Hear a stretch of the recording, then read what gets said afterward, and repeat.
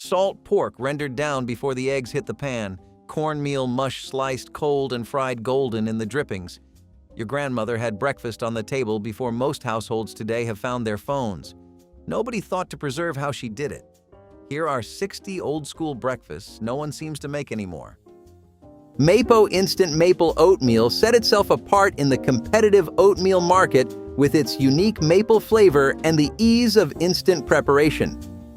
Introduced in 1953, it became especially popular among families for its appealing taste and the memorable marketing character Marky Mapo, which resonated with children.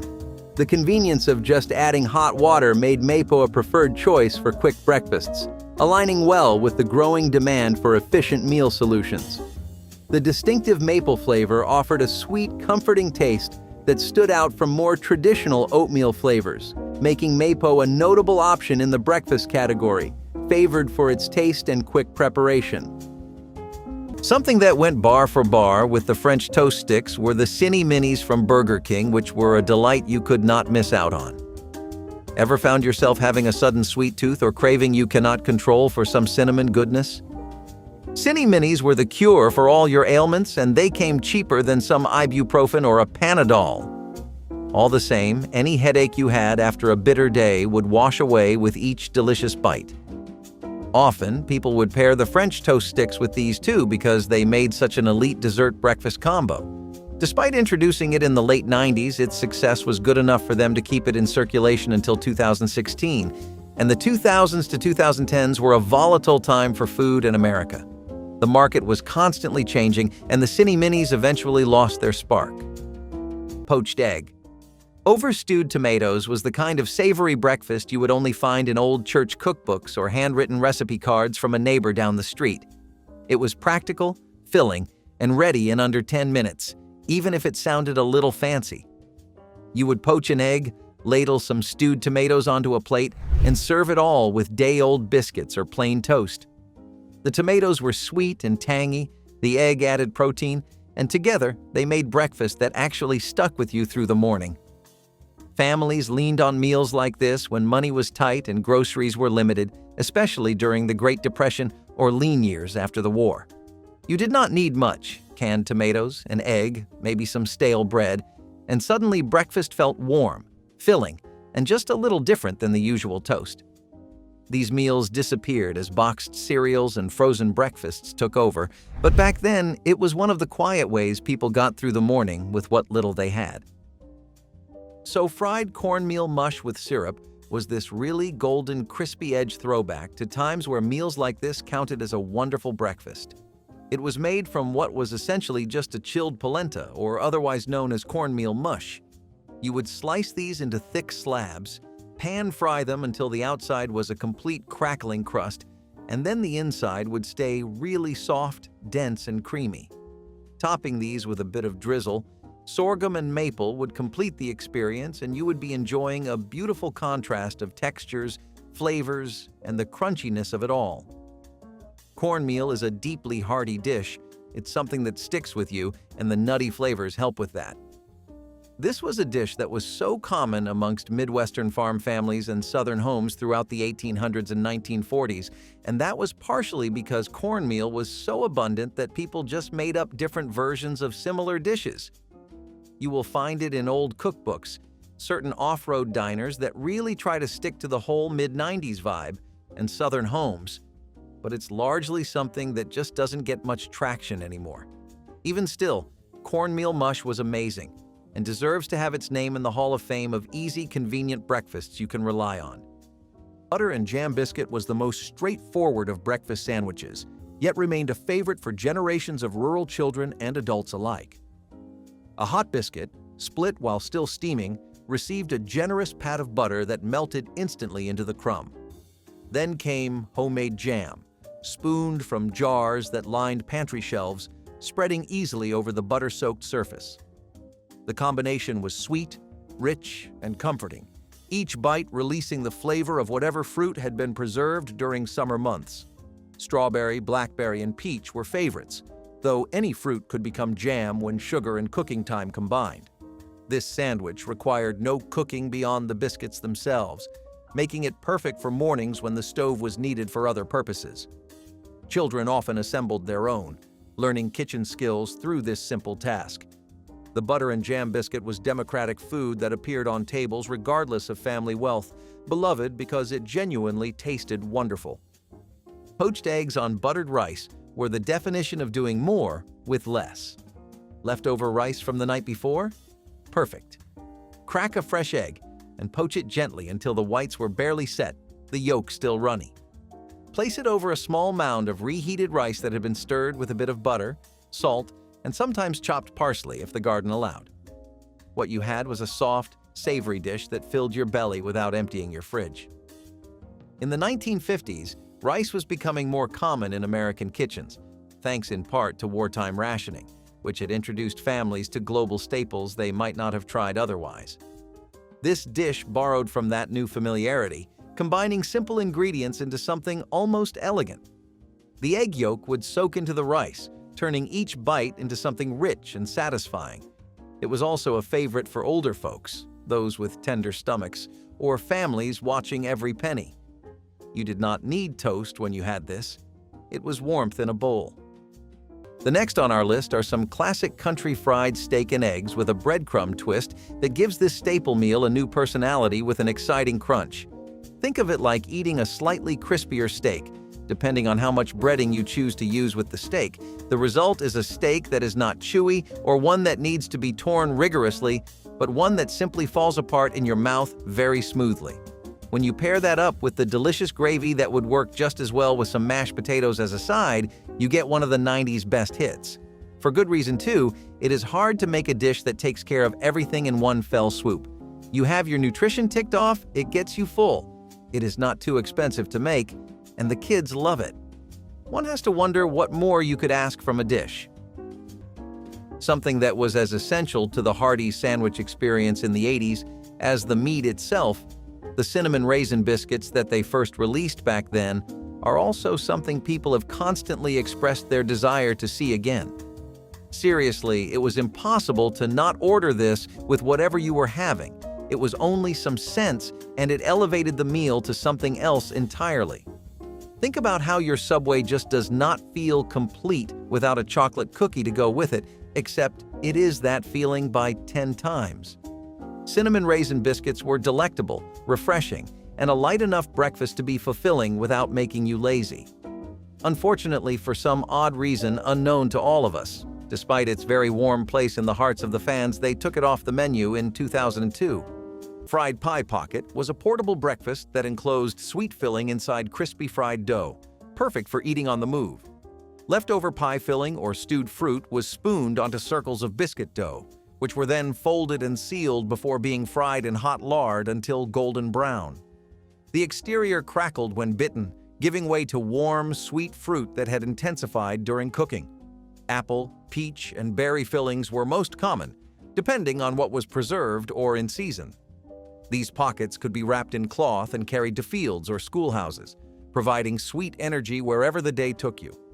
Making them required more effort than simple bread sandwiches, but families prepared batches on weekends to last through the week. The fried dough's richness combined with fruit's tartness created something genuinely delicious. Fried Pie Pockets represented the Southern tradition of turning simple ingredients into food worth remembering. Remember Quisp cereal? Launched by Quaker Oats in 1965, this cereal brought a whole new level of fun to the breakfast table with its alien mascot and saucer-shaped pieces. It quickly won over children with its sugary flavor and captivating animated commercials that made breakfast fun. The cereal's unique branding and playful design were key differentiators in a crowded market. Despite its initial success, the shift towards healthier breakfast options posed challenges for Quisp, leading to its eventual status as a nostalgic item brought back periodically to appeal to adults who had grown up with it. This strategic shift in marketing to tap into nostalgia, combined with occasional updates to its formula, allowed Quisp to maintain interest among former fans while navigating the complexities of modern cereal markets. German pancakes, also known as Dutch babies, are a unique breakfast dish that originated in the early 20th century. These pancakes are often topped with powdered sugar or fruit. The ingredients for German pancakes include eggs, flour, milk, and sugar, creating a batter that is poured into a hot skillet and baked in the oven. The key ingredient that gives German pancakes their distinct puffiness is eggs, which cause the batter to rise dramatically while baking. These pancakes are typically served with a squeeze of lemon and a dusting of powdered sugar, enhancing their delicate flavor. In the 1960s, Dutch babies gained popularity in California, thanks to Sunset magazine featuring the recipe in their publication. German pancakes are also commonly referred to as Dutch babies, a name popularized in the United States. Ever wondered why Maxwell House instant coffee, launched way back in 1892, became synonymous with American mornings? Founded in 1892, its memorable slogan, "Good to the last drop," helped carve its niche in American coffee culture. The brand leveraged traditional, comforting imagery in its marketing, enhancing its appeal as a reliable household staple. Despite the rise of fresher, artisanal coffee options, Maxwell House expanded its line to include premium varieties, adapting to broader tastes. This strategy aimed to maintain relevance amid changing consumer preferences, focusing on providing quality and convenience. Maxwell House's efforts to update its product offerings were crucial in addressing the evolving demands of the coffee-drinking public. The McDonald's steak, egg, and cheese bagel came out around the same time as its big breakfast and was often something families ordered together when they ate out. The incredible mix of egg and cheese with really flavorful steak bits into a bagel was something people in the States could not get enough of. It was especially popular with the older crowd, which is funny because the company initially thought it would be more popular with the younger crowd. Back then, you could get this bagel for $1.25, which was a reasonable steal and a perfect add-on at the time. Breakfast menus around the nation had a hard time competing with the steak, egg, and cheese bagel. And despite it being discontinued, it is an 80s icon we really want back. Tomato juice and a toasted English muffin was the stripped-down breakfast of every vintage weight loss guide and old cookbook trying to keep mornings fast, efficient, and low-calorie. You would pour a glass of chilled tomato juice, toast an English muffin, maybe spread a little butter if the diet allowed, and that was breakfast. It was basic, practical, and done in under 10 minutes. Back then, this was advertised as a smart start to the day, simple, savory, and filling without much effort. Housewives, office workers, and even students were told this meal would keep you going without weighing you down. It showed up everywhere from hospital diet plans to homemaker magazines, quietly filling bellies long before protein shakes and pre-packed bars took over. The tomato juice gave a little bite, the English muffin brought warmth, and together they were enough to start the day when time and groceries were tight. It is one of those breakfasts nobody brags about now, but it quietly got families through busy mornings without all the bells and whistles. Ham and red-eye gravy is something that's considered a Southern classic. It has a really bold, salty personality, and it's a very no-nonsense flavor profile as well. This is a dish that takes country ham, which is typically dry-cured and goes the pan-frying route. The idea is to fry it until you see those dark brown edges crisping up in the pan. After that, you get an incredible flavor explosion in the form of concentrated pork drippings, and these then take a further unexpected turn. You start to pour in strong black coffee. Now I know you're about to fast forward 10 seconds, but hear me out, okay? The result isn't creamy or thick like you would expect. The coffee ends up deglazing the pan, and it creates this super thin reddish-brown gravy that has an unmistakable sheen to it. The result is a punchy, smoky, and bitter-tasting gravy, but not overwhelmingly bitter, and the coffee cuts through a lot of the richness of the ham fat. This is something you would see so commonly among rail workers in Tennessee and Alabama, especially if it was in the afternoon hours. The caffeine really helped with the job. Baked apples with raisin filling turned an everyday fruit into a naturally sweet breakfast treat that fit perfectly with the growing interest in wholesome desserts during the 1960s. Large, firm apples were cored and stuffed with a mixture of plump raisins, chopped walnuts, and a sprinkle of cinnamon before being baked until tender and fragrant. The gentle heat released the apple's natural sugars, creating a warm syrup inside each fruit without the need for refined sweeteners. Families appreciated the simplicity of a dish that required little more than pantry staples, yet delivered comfort and nutrition in every bite. Some cooks added a splash of fresh orange juice to brighten the flavors, or a dollop of plain yogurt on the side for extra creaminess. Served straight from the oven on cool mornings, baked apples with raisin filling offered a satisfying balance of fiber, fruit, and subtle spice, proving that a breakfast could be both indulgent and healthful. This dish embodied the era's love for natural ingredients and the quiet joy of a homemade morning meal. Fried apple biscuit brought orchard sweetness to the breakfast table, combining quickly cooked apples with fresh biscuits for a meal that felt almost like dessert. Apples were sliced thin and fried in butter with a sprinkle of sugar and cinnamon until they softened and their edges began to caramelize.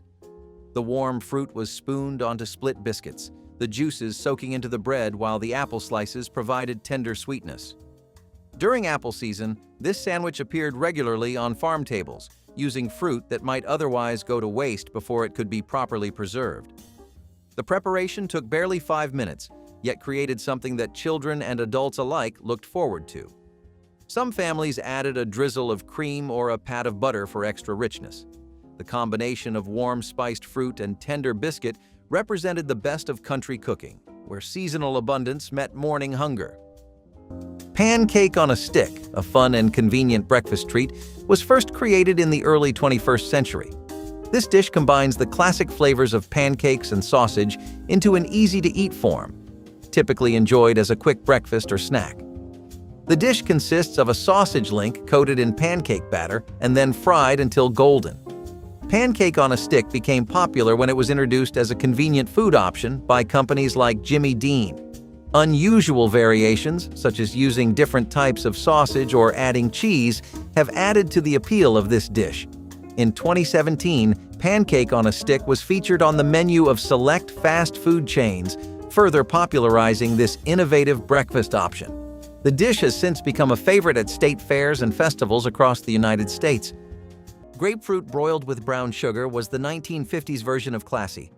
There was something about taking a humble fruit, adding a spoonful of brown sugar, and sliding it under the broiler that just made it feel elevated. This was not about sweetness. It was about ritual. Housewives would slice a grapefruit in half, loosen the segments with a serrated knife, sprinkle on the sugar, and broil it just long enough to caramelize the top.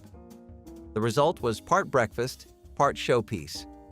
You would serve it warm, on a proper saucer, maybe with a sprig of mint if you were feeling fancy.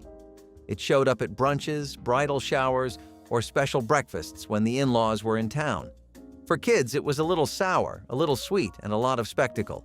For adults, it felt like something from a hotel menu, without ever leaving the house. Grapefruit might not be the go-to fruit today, but in the 1950s, it was breakfast with a wink and a little flame.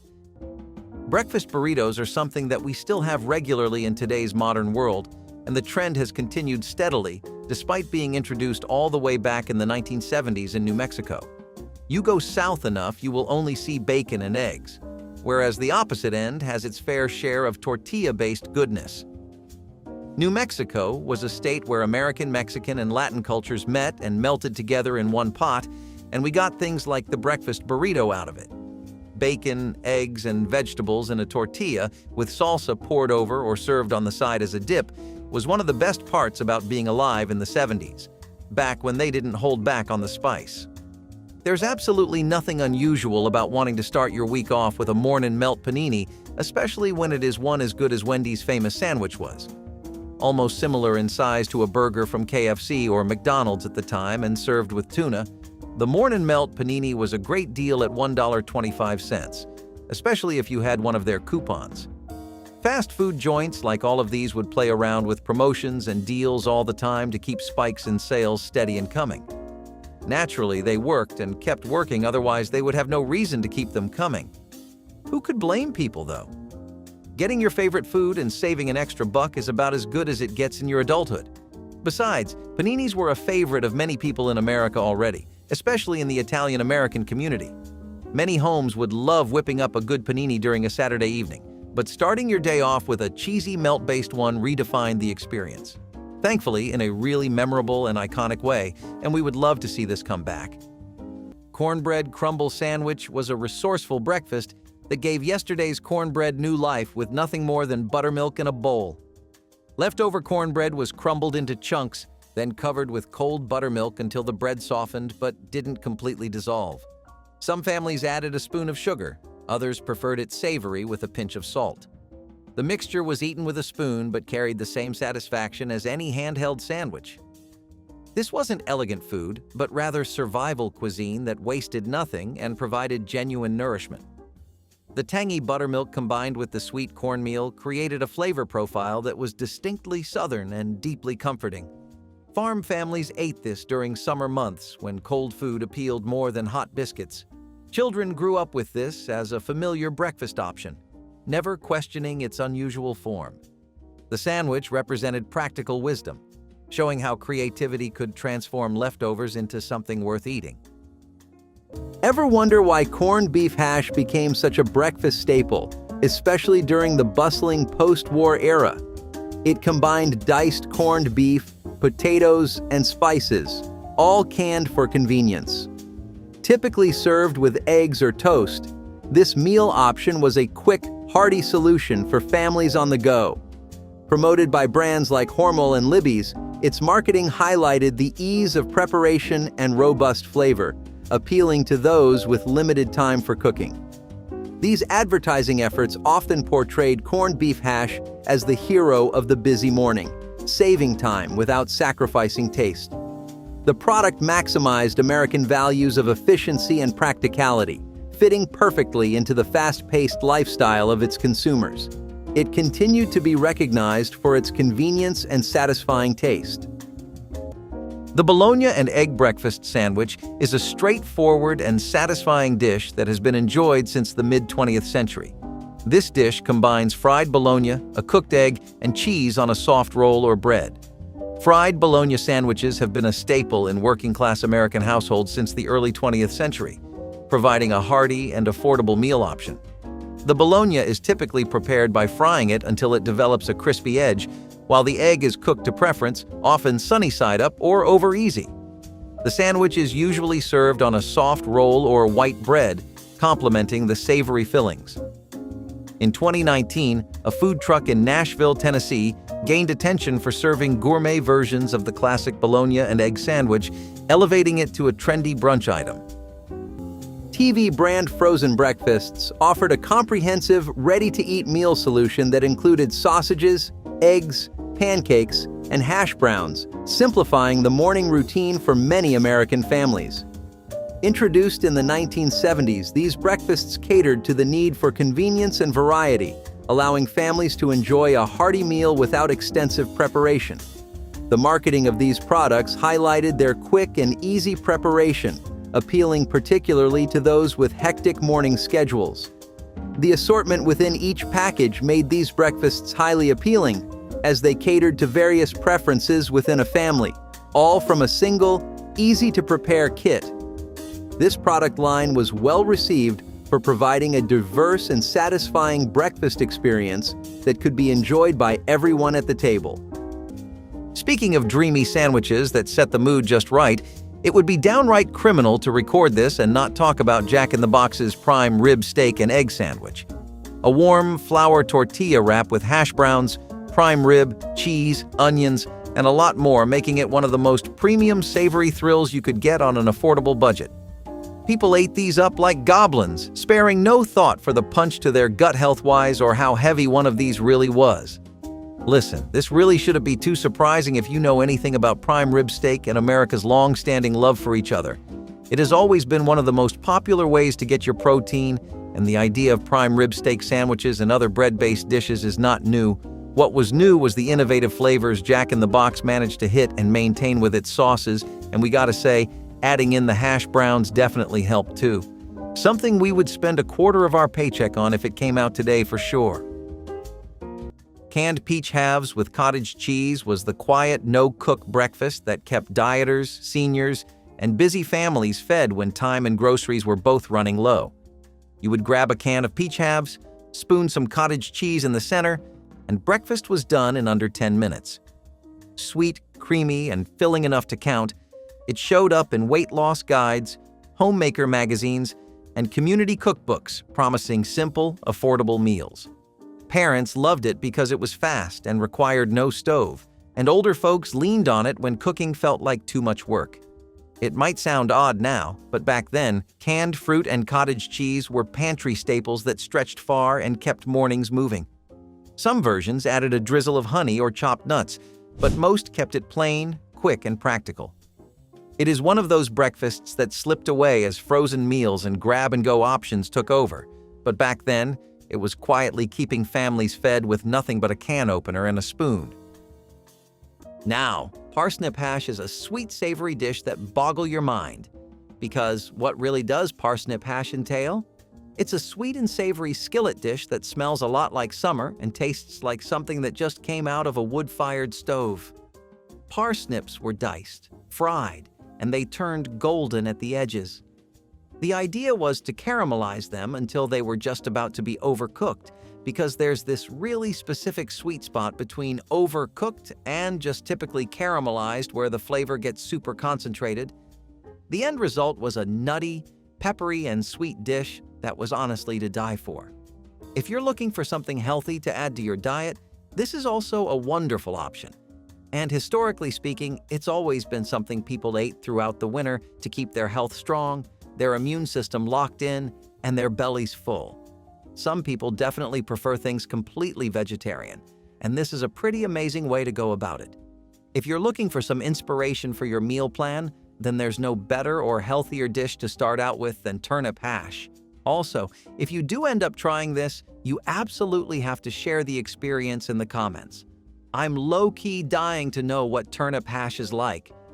Ricotta and berry crepes brought a gentle European elegance to American mornings in the 1960s when home cooks looked for lighter ways to impress family or guests without heavy frying or sugary batters. Thin crepes were cooked in well-seasoned pans until just golden, then filled with creamy ricotta cheese lightly sweetened with a touch of honey and a squeeze of lemon for brightness. Fresh seasonal berries such as strawberries, raspberries, or blueberries added a vibrant burst of color and natural sweetness, creating a breakfast that felt fancy but was surprisingly simple to make in any modest kitchen. Many magazines of the decade praised this dish for its balance of protein and fruit, noting how it satisfied hunger while still feeling delicate and refined. Weekend brunch gatherings often featured these crepes as a centerpiece, offering a taste of continental sophistication without the need for expensive ingredients. Ricotta and berry crepes perfectly captured the optimistic spirit of the era, showing that health and indulgence could share the same plate and start the day on a graceful note. Egg and onion sandwich was a savory breakfast that stretched resources by adding cheap vegetables to precious eggs. Onions were sliced thin and fried in bacon grease or butter until soft and slightly caramelized, their sharp bite mellowing into sweetness. Eggs were cracked directly into the onions, scrambled together until just set, then piled onto bread or biscuits. The combination was simple, but deeply satisfying, the onion's sweetness complementing the egg's richness in ways that plain eggs couldn't match. This sandwich cost almost nothing extra to make since onions were garden staples that stored well through winter. Farm families ate this regularly, knowing that a handful of onions could transform 2 eggs into breakfast for 4 people. The smell of frying onions filled kitchens each morning, announcing that something good was being prepared. This sandwich represented the practical wisdom of rural cooking, where adding vegetables wasn't about health trends, but about stretching limited resources further. Kugel spread on toast was a quirky and delightful dish first created in the early 1970s. The dish consists of kugel, a flavored peanut butter spread slathered on toast. Kugel came in various unique flavors like chocolate, vanilla, cinnamon, and banana, making it a playful alternative to regular peanut butter. The spread, manufactured by Kraft, became popular due to its unique and sweet flavors, which appealed to children and adults alike. The most popular flavor of Kugel spread was chocolate, which was often enjoyed as a sweet breakfast treat or snack. Kugel was discontinued in the late 1970s due to declining sales. Hot buttered toast with cinnamon sugar was the unofficial breakfast of rushed mornings and picky eaters. No one had time to cook a full spread every day, and this sweet little trick turned plain white bread into something magical in under 5 minutes. You would toast a slice or two, spread on real butter while it was still hot, and then sprinkle a mix of cinnamon and sugar right on top. The butter would melt down, the cinnamon would sink in, and suddenly you had a breakfast that felt cozy and a little indulgent. No mess, no complaints, and no leftovers. This was one of those treats that kids never got tired of, and let's be honest, neither did adults. Some families even kept a shaker of cinnamon sugar pre-mixed and ready to go. You would find it next to the salt and pepper, like it belonged there. For all its simplicity, this toast had charm. It was quick, warm, and had a way of making even a gloomy morning a little brighter. Grits are a kind of porridge that is made with dried maize or hominy, and it has to be this really fine, coarsely ground maize. Usually, the type that is used is treated with alkali, and they are made with warm salted water or milk, but on its own it has all the appeal of oatmeal, which is not much to say the least. Sure, porridge works, but it needs a team of other things to really make it shine. Grits made with an eggs benedict or fried eggs would often work really well, and the porridge had one strong redeeming factor. It was much more creamy than you would usually expect porridge made with water to be, and that is because the grits release their starch, which makes the consistency a lot thicker. We have talked a lot about wraps, but what about the great stuff that goes with them? Chick-fil-A filled in the side item role pretty well with its spicy chicken biscuit, which today you can get for $2.25. But back then, during their golden days, both quality and popularity, you could get them for half a dollar. Spicy chicken biscuits were also great as a combo meal with a drink and a side of your picking, and that was something people definitely reacted positively to. The company noted the growing trend of spicy food and predicted that the upward momentum would stay that way, and boy were they right. Even if they played a good part in keeping that pace going in the ever-developing food scene of America, people in general wanted more stuff with a kick. Chick-fil-A really saw an opportunity and grabbed it, and breakfast menus were forever better for it. Egg and onion sandwich was a savory breakfast that stretched resources by adding cheap vegetables to precious eggs. Onions were sliced thin and fried in bacon grease or butter until soft and slightly caramelized, their sharp bite mellowing into sweetness. Eggs were cracked directly into the onions, scrambled together until just set, then piled onto bread or biscuits. The combination was simple, but deeply satisfying, the onion's sweetness complementing the egg's richness in ways that plain eggs couldn't match. This sandwich cost almost nothing extra to make since onions were garden staples that stored well through winter. Farm families ate this regularly, knowing that a handful of onions could transform 2 eggs into breakfast for 4 people. The smell of frying onions filled kitchens each morning, announcing that something good was being prepared. This sandwich represented the practical wisdom of rural cooking, where adding vegetables wasn't about health trends, but about stretching limited resources further. Chipped beef on toast, affectionately known as SOS, is a dish rooted in military history, featuring dried beef in a creamy sauce over toast. Simple and cost-effective, it became a staple in U.S. military mess halls for its quick assembly and satisfying nature. This dish's straightforward preparation, combining a roux-based sauce with rehydrated beef slices, made it a popular choice in civilian kitchens, especially among families with military backgrounds. Variations included substituting dried beef with ground beef or sausage, and biscuits instead of toast, catering to different tastes. The dish was valued for its hearty quality and versatility, fitting well into the culinary routines of many American households due to its ease of preparation and comforting nature. We have talked a lot about wraps, but what about the great stuff that goes with them? Chick-fil-A filled in the side item role pretty well with its spicy chicken biscuit, which today you can get for $2.25. But back then, during their golden days, both quality and popularity, you could get them for half a dollar. Spicy chicken biscuits were also great as a combo meal with a drink and a side of your picking, and that was something people definitely reacted positively to. The company noted the growing trend of spicy food and predicted that the upward momentum would stay that way, and boy were they right. Even if they played a good part in keeping that pace going in the ever-developing food scene of America, people in general wanted more stuff with a kick. Chick-fil-A really saw an opportunity and grabbed it, and breakfast menus were forever better for it. Cinnamon toast with broiler crisp was one of those forgotten 10-minute breakfasts that once felt fancy, even though it came straight from the bread box. You would take a slice of white bread, butter it generously, sprinkle it with sugar and cinnamon, and slide it under the broiler until the top bubbled and crisped. That was it. No pancake mix, no waffle irons, just the broiler and a little patience. Kids loved it because it felt like dessert. Parents loved it because it was fast, and everyone loved it because it used pantry staples. During the Great Depression and even into the 70s, families relied on simple breakfasts like this to stretch groceries without giving up flavor. The sugar caramelized on top, the bread toasted just enough, and suddenly plain breakfast felt like a treat. You could find versions of it in old community cookbooks, school recipe cards, even homemaker magazines. Somewhere along the way, it disappeared under the weight of frozen waffles and cereal boxes. Salted herring with potatoes is a dish that is built entirely on contrast. The briny meets the bland, and strong undertones meet soft aftertastes. The herring itself is something that's preserved in brine, right? So it's deeply flavored. It's firm when it comes to the flesh, it's slightly oily, and that tang isn't for everyone. But an honest-to-God seafood lover is going to enjoy the life out of it. The dish itself is something that's most commonly served cold, slightly warmed, or just with a side of elegant mashed potatoes. As elegant as they can be when they're made by a frustrated mom who just wants to get the table set up, really. A bit of chopped onion, sour cream, and dill, and you'll be remembering your mom's cooking soon enough.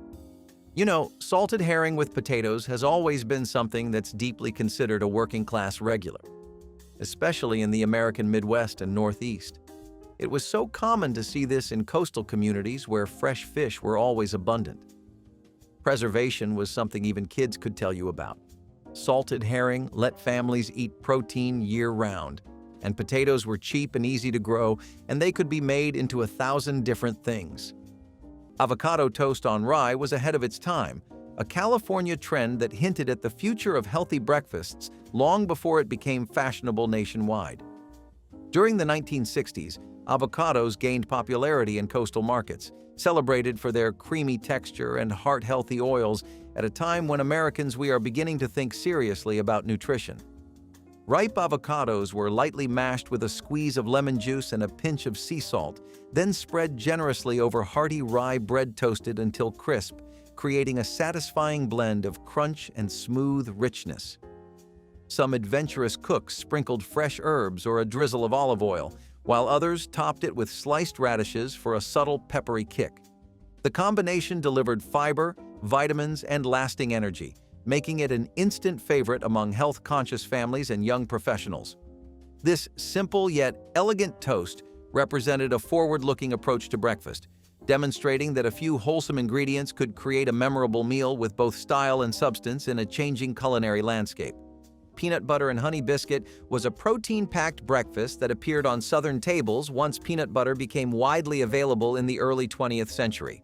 The combination seemed simple enough: creamy peanut butter spread on a warm split biscuit with local honey drizzled over top.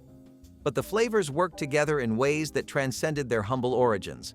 The peanut butter's richness was cut by honey's floral sweetness, while the tender biscuit provided the perfect neutral base. This sandwich delivered sustained energy that lasted through long mornings of farm work or school lessons. Families kept jars of peanut butter in pantries alongside honey from local beekeepers, two affordable ingredients that together created something genuinely satisfying. Children especially loved this combination, the sweetness making breakfast feel like a treat while the protein kept hunger away until noon. The sandwich could be assembled in under a minute, perfect for busy mornings when time was precious. The bologna and egg breakfast sandwich is a straightforward and satisfying dish that has been enjoyed since the mid-20th century. This dish combines fried bologna, a cooked egg, and cheese on a soft roll or bread. Fried bologna sandwiches have been a staple in working-class American households since the early 20th century, providing a hearty and affordable meal option. The bologna is typically prepared by frying it until it develops a crispy edge, while the egg is cooked to preference, often sunny side up or over easy. The sandwich is usually served on a soft roll or white bread, complementing the savory fillings. In 2019, a food truck in Nashville, Tennessee, gained attention for serving gourmet versions of the classic bologna and egg sandwich, elevating it to a trendy brunch item. Peanut butter toast with sliced apples was the picture of modern efficiency in the mid-century kitchen. Magazines and nutrition guides at the time were filled with advice on how to build a balanced breakfast, and this little combo checked all the boxes. Whole grain toast if you had it, white bread if you did not, topped with a swipe of peanut butter and a few thin slices of apple. Quick to make, packed with protein and sweet enough to keep the kids quiet for a few minutes. The apples added crunch and brightness, while the peanut butter gave it enough heft to hold you through school or work. Some families added a drizzle of honey, others a sprinkle of cinnamon, but even plain, it was satisfying. It was the kind of breakfast that made people feel like they were moving into a new, better era, something faster, cleaner, and smarter. If you were trying to stretch groceries or just keep up with the times, peanut butter and apples were your allies. While we are on the topic of what goes great with eggs, let's talk about how nice ham and eggs are. Few dishes can stand the test of time as well as ham, steak, and eggs have done, and we think it is because they can be so versatile. You can have your eggs done with just the whites, a fluffy yolk, an omelet, or sunny side up. The ham steak could be cooked according to your preference too, and all variations of the dish took roughly the same amount of effort. It was a dish that had mass appeal built into it, and the best part was that it was affordable. If you could not spare the budget for some real steak, then ham steak would come close enough to satisfy those cravings. A mini skillet bowl sounds healthy enough, right? That was not the only fast food name that would take a step in a more greener direction, as McDonald's came out with their fruit and yogurt parfait sometime after their big breakfast, initially being a sweet cup you could get for just $1. It was also a wonderful breakfast if you were trying for a healthier lifestyle or were one of those early morning run people. Maybe you had the gym in the afternoon and were keener on lighter breakfasts, or maybe you just want to get your fruit game up. Either way, the parfait sold in waves and made sales go high for an item that was irregular from the rest of the menu. Unfortunately, it was something they discontinued during the pandemic to make service quicker for workers because everyone prioritized minimizing contact back then. Sorghum biscuit was the mountain sweetener's answer to fancy breakfast pastries, featuring that thick amber syrup poured over hot split biscuits. Sorghum, pressed from tall cane stalks grown in Appalachian hollows, had a distinctive flavor that was earthier and less refined than molasses or honey. The syrup was drizzled generously over buttered biscuits still steaming from the oven, pooling in the bread's soft interior. Children licked their fingers clean after every bite, savoring the mineral-rich sweetness that no store-bought syrup could match. Families grew their own sorghum cane and pressed it at community mills each fall, creating enough syrup to last through winter.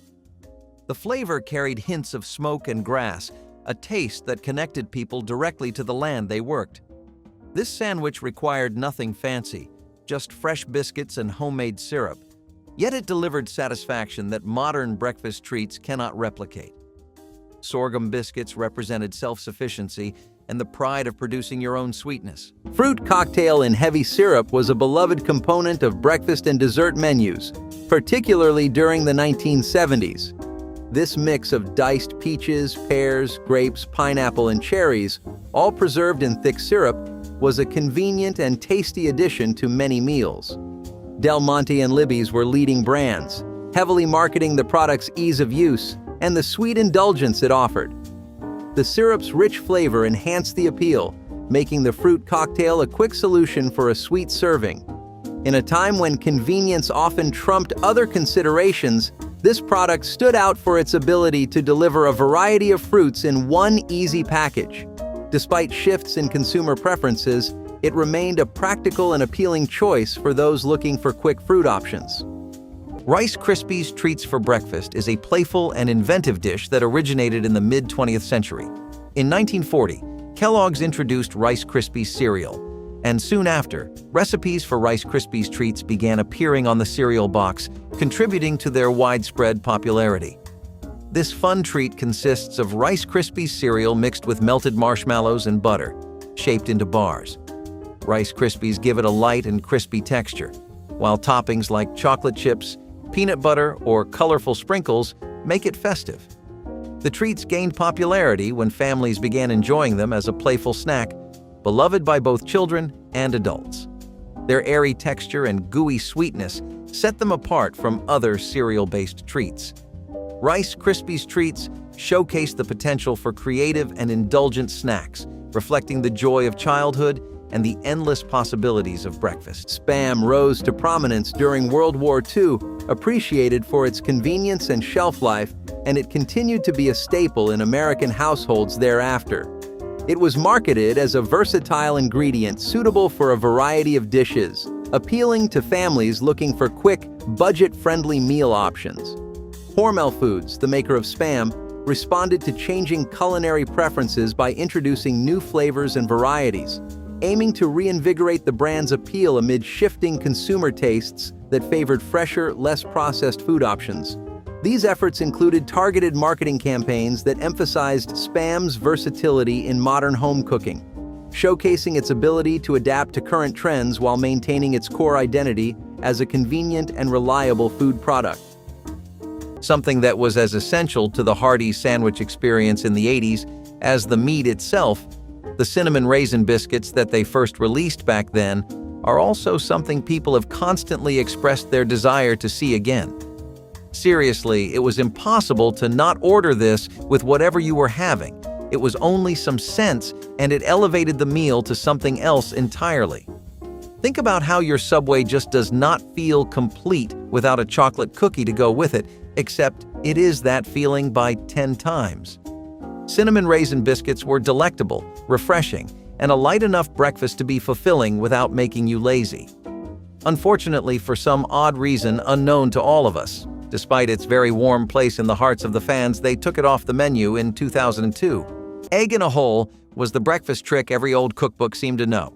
Simple enough to pull off in under 10 minutes, but special enough to feel fun. You would cut a hole in the center of a slice of bread, toss it in a buttered skillet, and crack an egg right into the gap. Toasted bread, fried egg, breakfast done, fast and filling with barely any cleanup. It showed up in kitchens from the 1930s through the 70s, always tucked between other quick, comforting recipes. Some folks called it toad in the hole, others sunshine toast, but it was always the same idea, a no-fuss breakfast for busy mornings. It used cheap ingredients most families already had and turned them into something that actually made the morning feel bearable.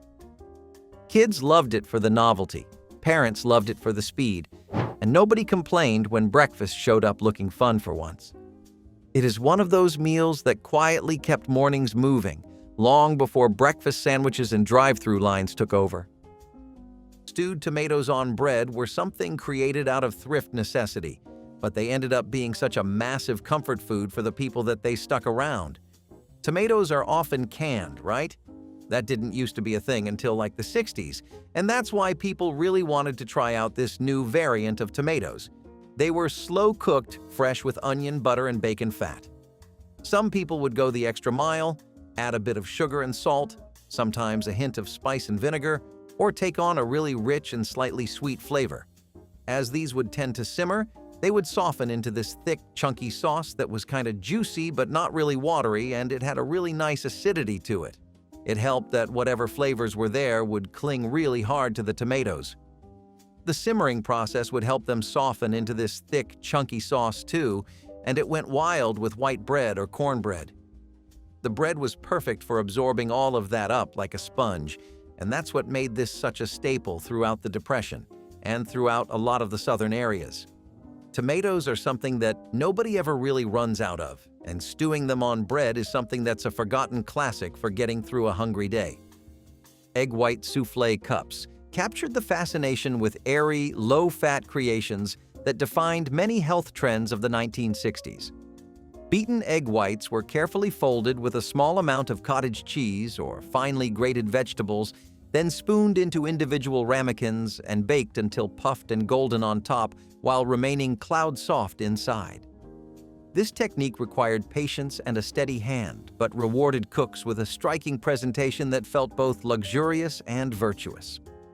Diet magazines promoted the recipe as a clever way to enjoy a protein-rich breakfast without the heaviness of yolks or rich cream sauces, and many home entertainers used it to impress guests at weekend brunches. The delicate texture and mild flavor invited experimentation with herbs such as chives, dill, or tarragon, letting each cook leave a personal signature on the dish. Egg white soufflé cups stood as a symbol of mid-century optimism, blending elegance and health consciousness in a single airy bite that seemed almost too pretty to eat, yet remained nourishing and satisfying. Molasses butter biscuit was a sweet morning treat that sustained generations of children heading off to school or fieldwork. A fresh biscuit, still warm from the wood stove, would be split open and spread generously with butter that melted instantly into the crumb. Then came the molasses. That dark, thick syrup drizzled over the butter until it pooled in the biscuit's crevices. The combination created something between breakfast and dessert, the butter's richness cutting the molasses' intense sweetness. During hard times when sugar was expensive, molasses served as the sweetener of choice for rural families across the South. Children wrapped these sandwiches in cloth napkins, carrying them to one-room schoolhouses where they provided energy through long morning lessons.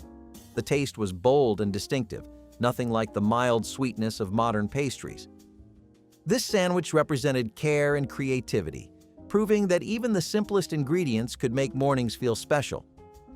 Puffed wheat cereal, which was first created in the late 19th century, is a light and airy breakfast food that has been enjoyed for generations.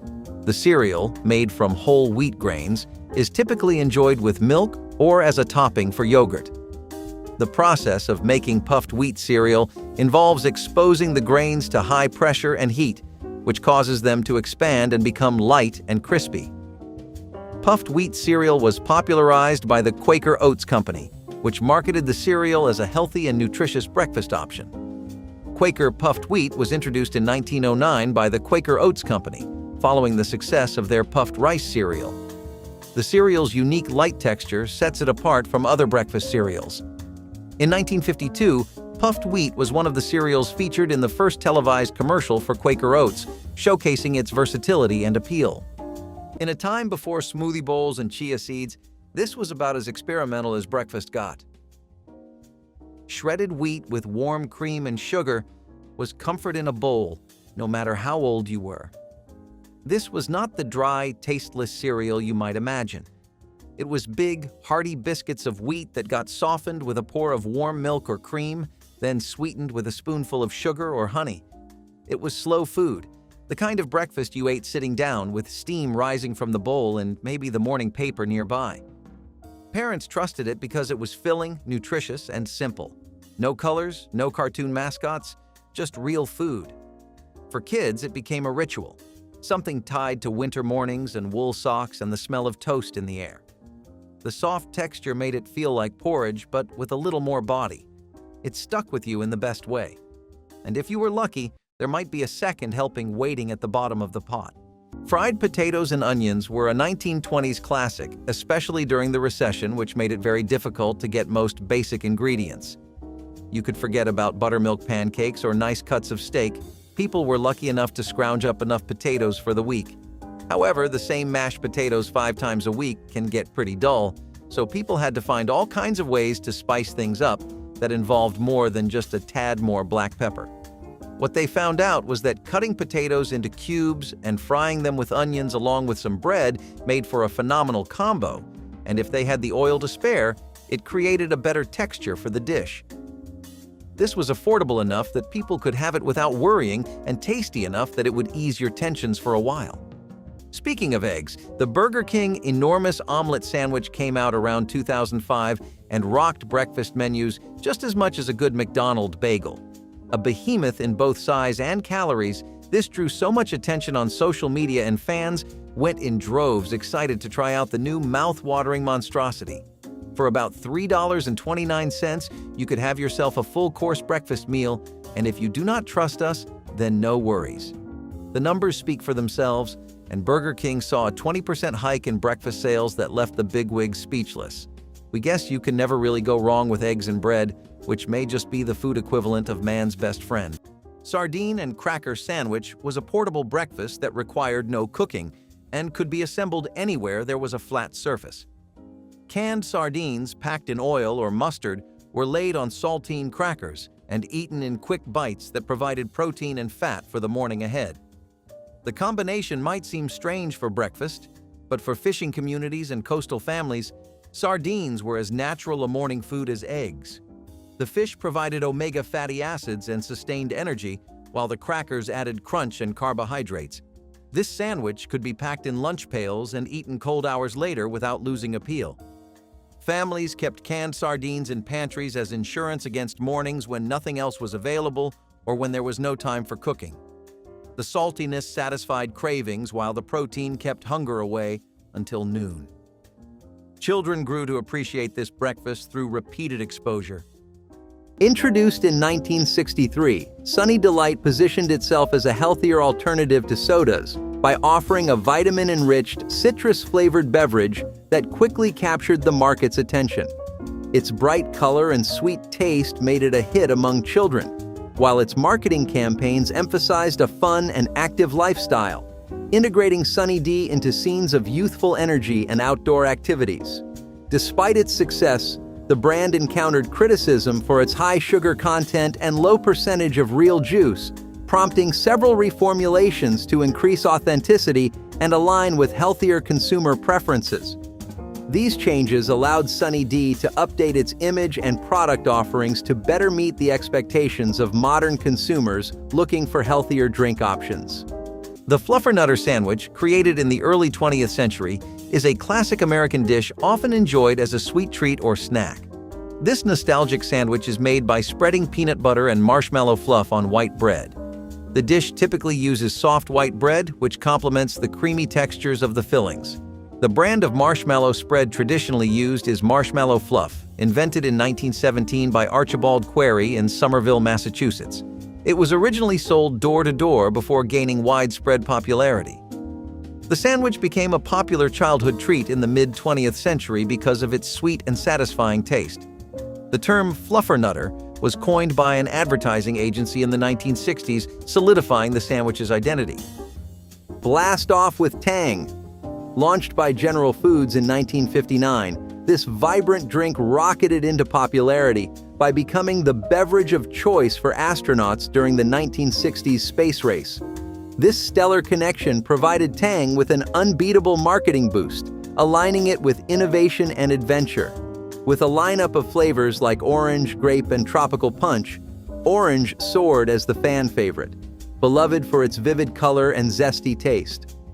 Tang's ads frequently featured space missions, solidifying its image as the futuristic drink of choice. Originally designed as a vitamin-enriched drink for convenience, Tang later shifted its marketing towards health-focused themes to keep up with changing consumer preferences about natural ingredients and sugar content. A mini skillet bowl sounds healthy enough, right? That was not the only fast food name that would take a step in a more greener direction, as McDonald's came out with their fruit and yogurt parfait sometime after their big breakfast, initially being a sweet cup you could get for just $1. It was also a wonderful breakfast if you were trying for a healthier lifestyle or were one of those early morning run people. Maybe you had the gym in the afternoon and were keener on lighter breakfasts, or maybe you just want to get your fruit game up. Either way, the parfait sold in waves and made sales go high for an item that was irregular from the rest of the menu. Unfortunately, it was something they discontinued during the pandemic to make service quicker for workers because everyone prioritized minimizing contact back then. Oatmeal with brown sugar and cream was about as classic as breakfast could get. Quick oats simmered on the stove, topped with a spoonful of brown sugar and a splash of canned milk. It was ready in 10 minutes flat, cheap to make, and warm enough to shake off the worst winter mornings. Families across America leaned on this breakfast when budgets were tight, but everyone still needed something filling to start the day. Quick oats cooked faster than traditional oats, brown sugar gave just enough sweetness, and canned milk made the whole thing creamy even if fresh milk was hard to come by. It showed up in school lunch guides, frugal homemaker magazines, and those old cookbooks buried at the back of every kitchen drawer. For a lot of folks, this was not a special occasion breakfast. It was the daily routine, quiet, dependable, and gone in under 10 minutes. Funny how something so ordinary could disappear so completely, replaced by instant packets and flashy coffee shop menus. Mutton sausages are these super earthy, super robust, and unapologetically meaty dishes that offer an entire world of flavor for those willing to traverse its savory depths. They're grounded until they are extremely coarse, and the chew is something that lets you know you're eating something with a lot of flavor in it. Speaking of flavor, this is something that strikes a lot of unique notes. It's grassy, a bit gamey, and extremely savory, but it's seasoned in a very different way. You have blends of parsley, garlic, pepperjack, allspice, even nutmeg in there. People would also make really traditional blends with things like rosemary, black pepper, garlic, and a bit of vinegar.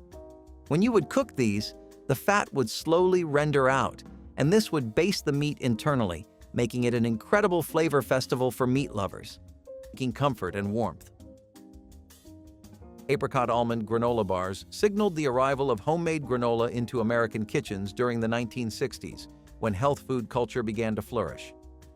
Rolled oats were mixed with chopped dried apricots, sliced almonds, and a drizzle of honey, then baked until golden and slightly crisp, filling the kitchen with a warm, nutty aroma. These bars provided natural sweetness, plant-based protein, and satisfying crunch, making them a perfect grab-and-go breakfast for busy mornings or after-school snacks. Unlike store-bought cereals, they allowed full control over ingredients, appealing to families seeking cleaner eating without added preservatives. Many home cooks experimented with different dried fruits such as figs or raisins, and even added a pinch of cinnamon or nutmeg for extra flavor. Wrapped individually, these bars traveled well in lunchboxes and picnic baskets, becoming a practical and tasty staple. Apricot almond granola bars captured the optimistic experimentation of the decade, turning wholesome pantry items into a portable breakfast that felt both rustic and delightfully modern. Oatmeal bread toast was a hearty breakfast that featured homemade bread enriched with cooked oatmeal for extra nutrition and density. The bread was sliced thick and toasted over the fire or in a dry skillet until the exterior crisped, while the oatmeal-studded interior stayed chewy and moist. Spread with butter, honey, or jam, this toast provided sustained energy that lasted through hours of physical labor. The oatmeal added texture and nutrition, stretching flour supplies while creating something more substantial than regular bread. Farm wives baked this bread regularly, knowing it would keep their families fuller longer than lighter loaves. Children often preferred it to plain bread because the oatmeal added slight sweetness and interesting texture. This toast could be prepared in minutes once the bread was baked, making it practical for busy mornings. Oatmeal bread toast represented the kind of thoughtful cooking that characterized rural households where every ingredient was chosen for purpose. The malted milk drink, a sweet and nostalgic beverage, first appeared in the late 19th century. This creamy delight is made from milk, malt powder, and sometimes ice cream, blended into a refreshing treat. The drink was invented by William Horlick, who patented malted milk powder in 1887 as a nutritious supplement for infants and invalids. It was popularized by brands like Horlicks, which marketed it as a nutritious and tasty option. Unusual flavors or variations of the malted milk drink include chocolate, strawberry, and vanilla, adding to its appeal. In the early 20th century, malted milk was touted as a health tonic and was even recommended by doctors for its nutritional benefits. The drink inspired a love for creamy and sweet drinks, often enjoyed as a quick breakfast on the go. Ham and potato hash with fried egg was the kind of breakfast that used every last scrap in your fridge and turned it into something that tasted like a Sunday morning. Leftover ham was never wasted. You would cube it up, fry it with diced potatoes, maybe a chopped onion if you had one, and finish it all off with a sizzling egg on top. This was a skillet meal, the kind that filled the whole kitchen with the sound of oil popping and the smell of something good. Housewives loved it because it was fast and filling. Husbands loved it because it was hot and hearty. Kids loved it because, well, fried potatoes and egg yolks are hard to beat. No one called it hash to be trendy. It was just the term for everything you had left, cooked right. And when the egg yolk broke over those crispy potatoes, You would swear you were at a diner instead of a Formica table with chipped salt shakers. Sometimes the best breakfasts come from what you almost threw away. The perfect dessert to satisfy your sweet tooth were some grade A blueberry muffins stuffed to the brim with fresh berries. Whenever you would head on over to your grandpa's for some much-needed family time, you could always expect to see a basket full of these right out of the oven. Home chefs and housewives in particular swore by their preserved blueberry muffin recipes, which they would keep a secret and pass down like a family heirloom to their kids. Maybe that is a good thing too, since gatekeeping your grandma's blueberry muffins makes it all the more nostalgic in a strange way. People wanted more out of their muffins than the simple ones they were used to, and the idea of adding berries to them breathed new life into muffins as a whole, which brought them back on equal footing with cookies and biscuits. Speaking of dreamy sandwiches that set the mood just right, it would be downright criminal to record this and not talk about Jack in the Box's prime rib steak and egg sandwich. A warm flour tortilla wrap with hash browns, prime rib, cheese, onions, and a lot more, making it one of the most premium savory thrills you could get on an affordable budget. People ate these up like goblins, sparing no thought for the punch to their gut health-wise or how heavy one of these really was. Listen, this really shouldn't be too surprising if you know anything about prime rib steak and America's long-standing love for each other. It has always been one of the most popular ways to get your protein, and the idea of prime rib steak sandwiches and other bread-based dishes is not new. What was new was the innovative flavors Jack in the Box managed to hit and maintain with its sauces, and we gotta say, adding in the hash browns definitely helped too.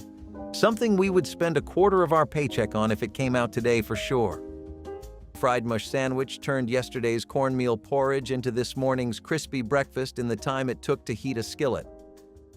Leftover cornmeal mush was poured into loaf pans the night before, where it would set firm as it cooled. Come morning, thick slices were cut from the solidified mush and fried in lard or bacon grease until both sides developed a golden crust that crackled when bitten. These crispy slices were placed between bread or simply eaten with syrup poured over top. The texture contrast was remarkable, the exterior shattering to reveal a creamy, corn-sweet interior that brought comfort and sustenance. This sandwich stretched resources brilliantly, turning one pot of mush into multiple meals across 2 days. Farm families across the Midwest and South relied on this transformation, knowing that nothing cooked should ever go to waste. Children especially loved the sweet corn flavor combined with the satisfying crunch, making it a breakfast worth waking early for. Chipped beef on toast, affectionately known as SOS, is a dish rooted in military history, featuring dried beef in a creamy sauce over toast. Simple and cost-effective, it became a staple in U.S. military mess halls for its quick assembly and satisfying nature. This dish's straightforward preparation, combining a roux-based sauce with rehydrated beef slices, made it a popular choice in civilian kitchens, especially among families with military backgrounds. Variations included substituting dried beef with ground beef or sausage, and biscuits instead of toast, catering to different tastes. The dish was valued for its hearty quality and versatility, fitting well into the culinary routines of many American households due to its ease of preparation and comforting nature. Toaster strudel, a sweet and convenient breakfast treat, first appeared in the early 1980s. This quick delight consists of flaky pastry filled with fruit or cream, toasted and topped with sweet vanilla glaze. Varieties like chocolate, cinnamon, and seasonal fruit keep it exciting. The type of icing traditionally used for toaster strudel is a sweet vanilla glaze, which adds a touch of indulgence to the crispy pastry. The treat became popular when it was embraced as an easy breakfast option by the Pillsbury Company. The brand's iconic Little Chef character helped promote toaster strudel as a fun and kid-friendly breakfast option. Toaster strudel was inspired by traditional Austrian pastries like Apfelstrudel, which were popularized in the United States by European immigrants in the late 19th and early 20th centuries. Toaster strudel influenced breakfast trends, offering a quick and delicious option for busy mornings. Post-fortified oat flakes were marketed as a health-oriented breakfast option, enriched with vitamins and minerals to appeal to health-conscious consumers. Introduced by Post cereals, they were promoted for their benefits like improved heart health and additional fiber, aligning with the increasing health trends of the mid-20th century. The oat flakes stood out for their nutritional value and were marketed through various campaigns emphasizing their health benefits. These flakes were known for their hearty texture, which provided a fulfilling start to the day, making them a favored choice for those looking to maintain a healthy diet. The focus on health and nutrition helped establish post-fortified oat flakes as a reliable breakfast option during their time on the market. Cream cheese and jelly sandwiches were one of those quiet kitchen tricks passed down from old homemaker guides, perfect for rushed mornings when the fridge looked bare, but breakfast still had to happen. You would take soft white bread, spread on a swipe of cream cheese, and finish it off with grape jelly or whatever jam was on hand. That was it. Served cold or lightly toasted, it was fast, sweet, and filling enough to count. For a lot of families, this sandwich was a saving grace on mornings when eggs were too expensive and cereal boxes were empty. Cream cheese made it creamy, the jelly brought the sweetness, and together they turned plain bread into something that actually stuck with you through the morning. You could find versions of this recipe in old community cookbooks, lunchbox ideas, and school pamphlets reminding parents how to keep breakfast simple. Somewhere along the way, it got pushed aside by granola bars and frozen breakfast sandwiches, but back then, it was a 10-minute meal that worked every time. Funny how those easy, no-fuss breakfasts slipped through the cracks. Bacon fat griddle cakes are something that are pretty much just pure, smoky nostalgia. They're the right kind of greasy. They're visually stunning, and they're full of so much flavor that you'll wonder why people stopped making these in the first place. The best part? They're so good to make on a budget. All that's required for this recipe is some flour, milk, eggs, and just a tad bit of cornmeal, sugar, and maybe molasses if you're really feeling like a dessert king. You're going to have got really old school with the griddle. You take leftover bacon grease instead of any butter or oil, and once your cake's shape is completely done, you just slap them on the griddle. What you get for all your hard, strenuous work is a very crispy-edged, savory and sweet pancake that has a lot of smokiness to it. Each bite feels like a crunch, but the exterior is what's really worth talking about. Obviously, you'd expect something like this to have a fluffy inside, but the exterior is just the perfect start to a delicious bite. Peanut butter and apple. Open-faced sandwiches delivered a satisfying blend of protein, natural sweetness, and crunch, making them an ideal school morning breakfast in the 1960s. Thick slices of whole grain bread were toasted lightly, spread with creamy peanut butter, and topped with crisp apple slices for a refreshing contrast of textures. Parents loved how this simple combination kept children full and energized through long school days while also providing vitamins and minerals without relying on sugary spreads. Magazines promoted it as a smart choice for busy families, and many households customized it with a drizzle of honey or a sprinkle of cinnamon for a cozy touch.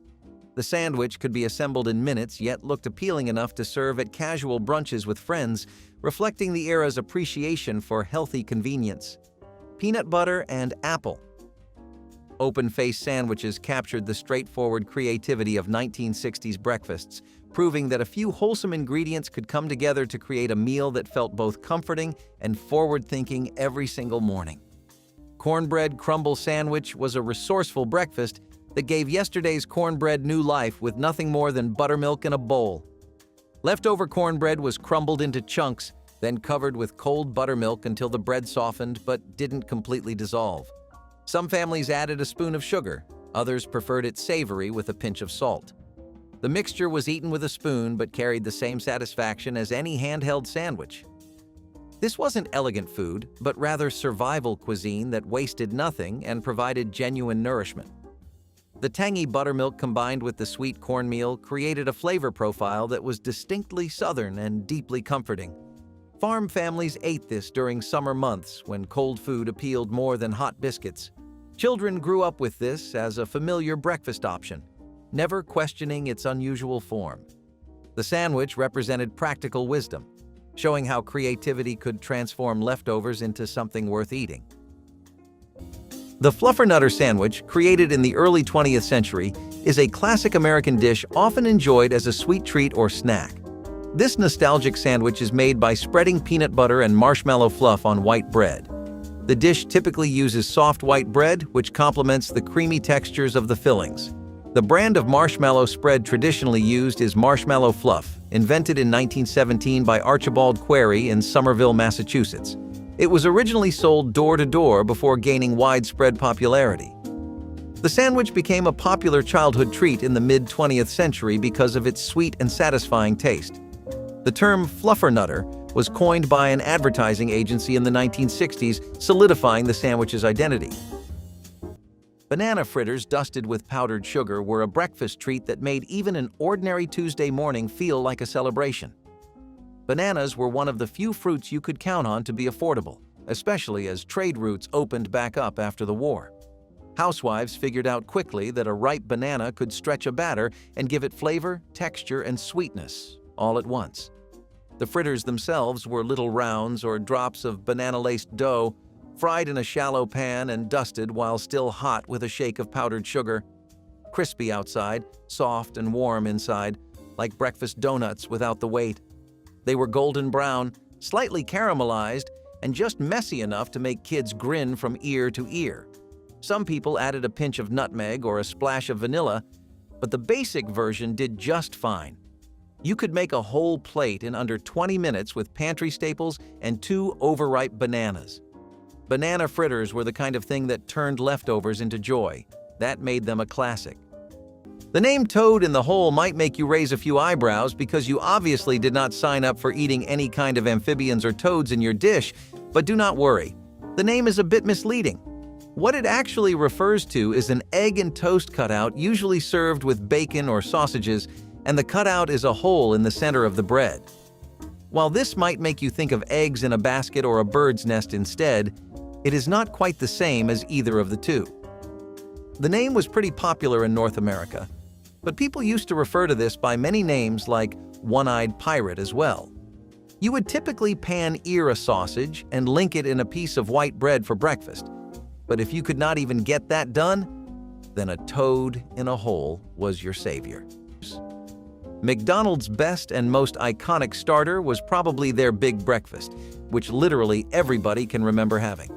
This dish was truly a star on the 70s and 80s menus way before anybody ever even thought of a McMuffin. Mostly popular amongst teenagers working part-time, and McDonald's staff would enjoy a big breakfast on early work days. It was not just them, trust us. 8-year-olds to 35-year-olds all enjoyed getting soft, delicious scrambled eggs served with the fluffiest muffins you could get under $1. Sounds like a pretty good deal, right? No wonder it performed as well as it did, even if it got discontinued in 2002 in favor of hot dogs and burgers. Lard and sugar bread was perhaps the simplest forgotten breakfast, nothing more than homemade bread spread with fresh lard and sprinkled with white sugar.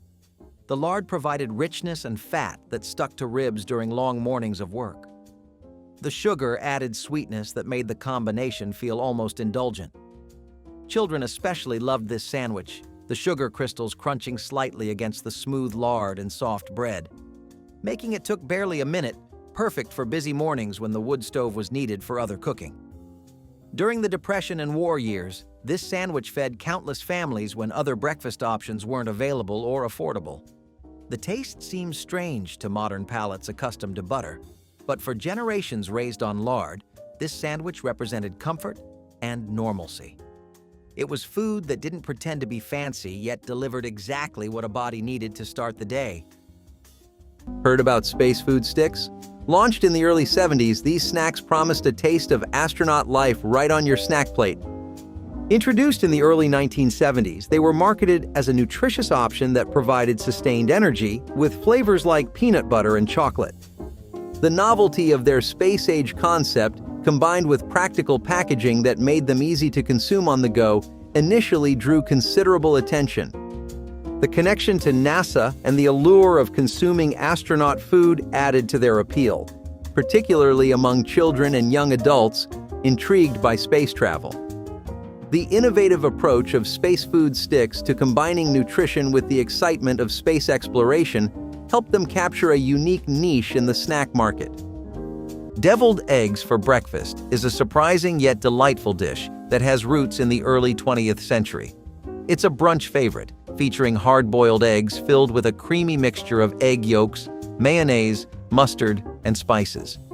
Dijon or yellow mustard is typically used for a tangy kick, while toppings like paprika, chives, bacon bits, or caviar add variety. The dish is unique compared to other egg-based dishes because of its creamy and tangy filling, contrasting with the firm egg whites. Deviled eggs were originally known as stuffed eggs and appeared in American cookbooks as early as the 19th century, with variations featuring ingredients like vinegar, capers, and anchovies. Ever wonder why corned beef hash became such a breakfast staple, especially during the bustling post-war era? It combined diced corned beef, potatoes, and spices, all canned for convenience. Typically served with eggs or toast, this meal option was a quick, hearty solution for families on the go. Promoted by brands like Hormel and Libby's, its marketing highlighted the ease of preparation and robust flavor, appealing to those with limited time for cooking. These advertising efforts often portrayed corned beef hash as the hero of the busy morning, saving time without sacrificing taste. The product maximized American values of efficiency and practicality, fitting perfectly into the fast-paced lifestyle of its consumers. It continued to be recognized for its convenience and satisfying taste. McDonald's is also something you usually associate with burgers, fries, and a pretty good shake just like Wendy's, but they would also try to rebrand a little with their McSkillet burrito. Originally something they launched in the November of 2007, it was a masterpiece that captivated people immediately and became one of the biggest parts of their sales, giving their breakfast menu just as much success, if not more, than anybody else's. When you think about a McSkillet, you should imagine one of those monster burritos from Chipotle. This was just as famous as those which were pretty much the king of the burrito game, but people would often begin alternating between the McSkillet or outright switching to it. It really went well with some steak and roja sauce as add-ons. It is just that the McSkillet was not particularly a new concept, so when the initial hype died down, it got discontinued in 2013. Even now, there are still many online petitions to bring it back, so who knows? Soft-boiled egg with buttered soldiers was the breakfast shortcut every British American household swore by when time was tight, but comfort still mattered. You would soft-boil an egg, slice toast into thin strips called soldiers, and dip them right into the runny yolk. Breakfast done in under 10 minutes, warm, filling, and good enough to start even the busiest day. It was simple, practical, and everywhere in old cookbooks that cared more about frugality than fancy plating.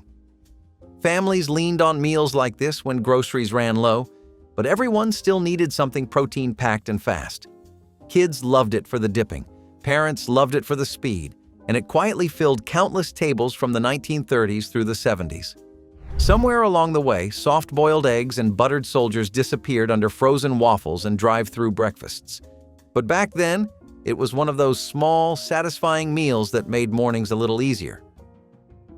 The liver and onions breakfast fry is a strong, unapologetic dish that comes at you with iron, fat, and attitude, which is what the morning needs. Liver slices, practically always beef or pork, are lightly floured and pan-fried, just shy of crunchy on the outside. Tender on the inside, it's all liver, undeniably. Rich, metallic, slightly sweet, extremely savory. Soft onions, caramelized along with or sautéed separately in the same skillet, add a sweetness that balances all that intensity. Often deep-fried in bacon grease or lard, the whole plate is smoky and salty, the depth of flavor more medicinal than indulgent. Some versions add eggs or grits on the side, but the liver and onions are the point. Protein-forward, greasy. It's something that's undeniably as rustic as it is protein-filled. If you like spending your Saturday morning riding the meat express to flavor heaven, then this is definitely a dish for you. Historically, though, this was a meal that people ate when they really needed fuel for all the digging, shoveling, and hauling of the day. Liver was something you could get for a dime a dozen from local butcher shops, and everybody wanted to take advantage of that fact. Apple cinnamon-baked porridge turned a simple pot of oats into a fragrant, oven-baked delight that fit perfectly with the 1960s fascination for make-ahead meals. Rolled oats were mixed with diced apples, milk, eggs, and a generous dash of cinnamon before being baked until the top turned golden and the fruit softened into sweet pockets of flavor. This dish could be prepared the night before and reheated in the morning, making it ideal for busy households looking to serve a nourishing breakfast without early morning fuss. The combination of whole grains and fresh fruit offered lasting energy and a natural sweetness that appealed to both adults and children. Many families served it with a drizzle of warm milk or a dollop of yogurt for added creaminess, while some sprinkled chopped walnuts on top for crunch. Apple cinnamon baked porridge became a quiet hero of the health-conscious 60s, proving that simple ingredients and slow baking could create a breakfast that was both comforting and forward-thinking. Potato biscuit sandwich was a filling breakfast that stretched precious flour by adding mashed potatoes directly into the biscuit dough. The potatoes made the biscuits tender and moist, with a slightly sweet flavor that distinguished them from regular biscuits. These were split and filled with whatever the family had available, from fried eggs to country ham to simple butter and jam. The potato content meant these biscuits stayed fresh longer and provided more sustenance than flour-only versions. Farm families especially valued this recipe because potatoes were plentiful from root cellars while flour had to be purchased from general stores. Children often couldn't tell the difference from regular biscuits, making this an easy way to stretch ingredients without complaints at the breakfast table. The sandwich represented practical kitchen wisdom, where resourcefulness meant adding cheap ingredients to expensive ones without sacrificing taste or texture. French toast with powdered sugar, also known as pain perdu in France, is a beloved breakfast dish dating back to the 4th or 5th century. It involves dipping bread in a mixture of eggs and milk, then frying it until golden brown. Traditionally, it's served with powdered sugar, though various toppings like fruit or syrup can be added. The bread choice impacts the dish, with brioche or challah being popular for their rich texture and flavor.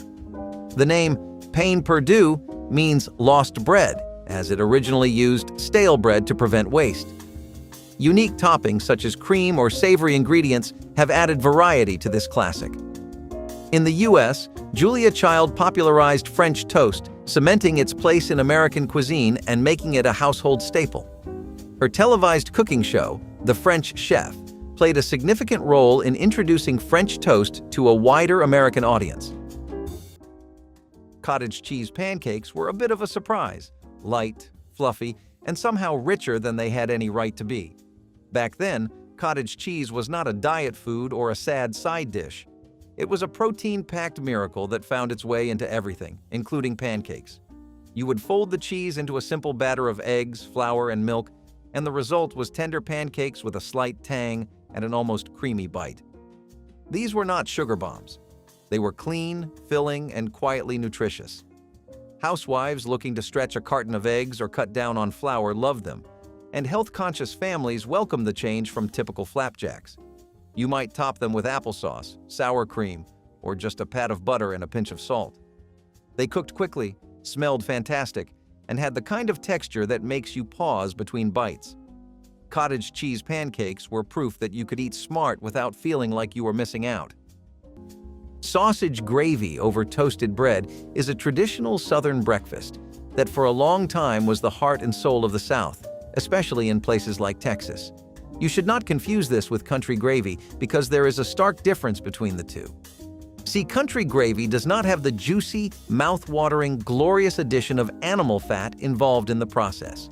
Sausage gravy, on the other hand, uses loose pork sausages, and once the meat is rendered, it takes the fat and mixes it with flour to make the roux and thicken the gravy. You pair that up with some perfectly golden brown toasted bread, and you are in for a world of culinary delight. The best part was that you could amp up the smoky sausage flavor by just adding more sausage to the gravy or keep it toned down for a milder taste. Either way, an incredibly yummy and economical breakfast. Next up, we have something that you would think people would want to have during a movie or their favorite show, but worked great as breakfast too.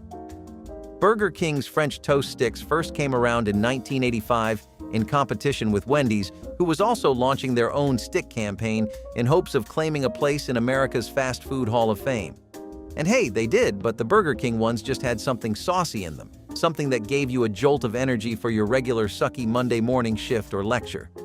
Some other places did try to make these toast sticks like Jack in the Box and Sonic, and some of those were pretty big players like McDonald's and Dunkin' Donuts.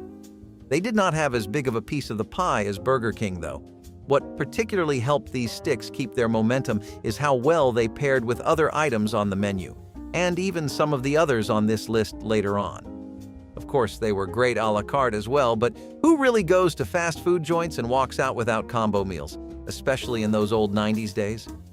Still, those eras are definitely far behind us now, as the time of the French toast stick is long gone by today. Sawmill gravy biscuit was the quintessential Southern breakfast. Thick white gravy ladled over a split buttermilk biscuit that could be eaten with hands or fork. The gravy started with meat drippings, usually from sausage or bacon, mixed with flour to create a roux that thickened as milk was slowly added. Black pepper provided heat and visual interest, the dark specks scattered through the creamy white sauce. Split biscuits were arranged on plates as the gravy was spooned generously over top, the bread absorbing the rich sauce while maintaining enough structure to be picked up and eaten. This wasn't a sandwich in the traditional sense, but rather an open-faced creation that satisfied hunger like nothing else could. Sawmill workers and loggers depended on this hearty breakfast to fuel brutal physical labor. The gravy stretched a small amount of meat into a meal that fed entire families, proving that ingenuity and skill could multiply resources. Post-fortified oat flakes were marketed as a health-oriented breakfast option, enriched with vitamins and minerals to appeal to health-conscious consumers.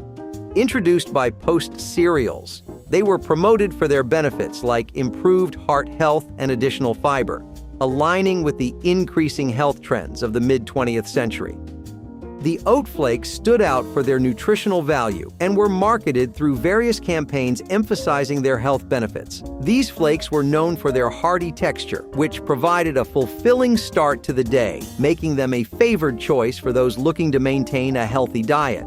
The focus on health and nutrition helped establish post-fortified oat flakes as a reliable breakfast option during their time on the market. Puffed wheat cereal, which was first created in the late 19th century, is a light and airy breakfast food that has been enjoyed for generations. The cereal, made from whole wheat grains, is typically enjoyed with milk or as a topping for yogurt. The process of making puffed wheat cereal involves exposing the grains to high pressure and heat, which causes them to expand and become light and crispy. Puffed wheat cereal was popularized by the Quaker Oats Company, which marketed the cereal as a healthy and nutritious breakfast option. Quaker puffed wheat was introduced in 1909 by the Quaker Oats Company, following the success of their puffed rice cereal. The cereal's unique light texture sets it apart from other breakfast cereals.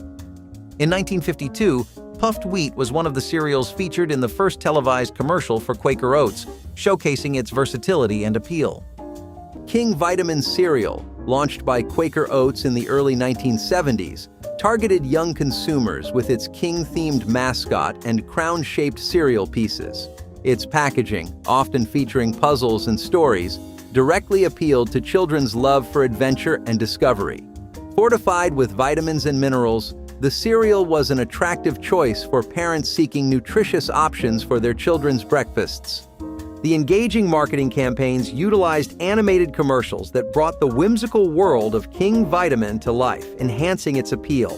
The cereal's sweet flavor and unique shapes helped it stand out in the competitive market of children's cereals, making it a popular choice during its peak years, especially appreciated for its fun and nutritional content.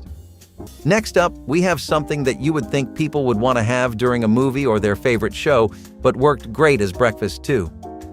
Burger King's French toast sticks first came around in 1985 in competition with Wendy's, who was also launching their own stick campaign in hopes of claiming a place in America's fast food Hall of Fame.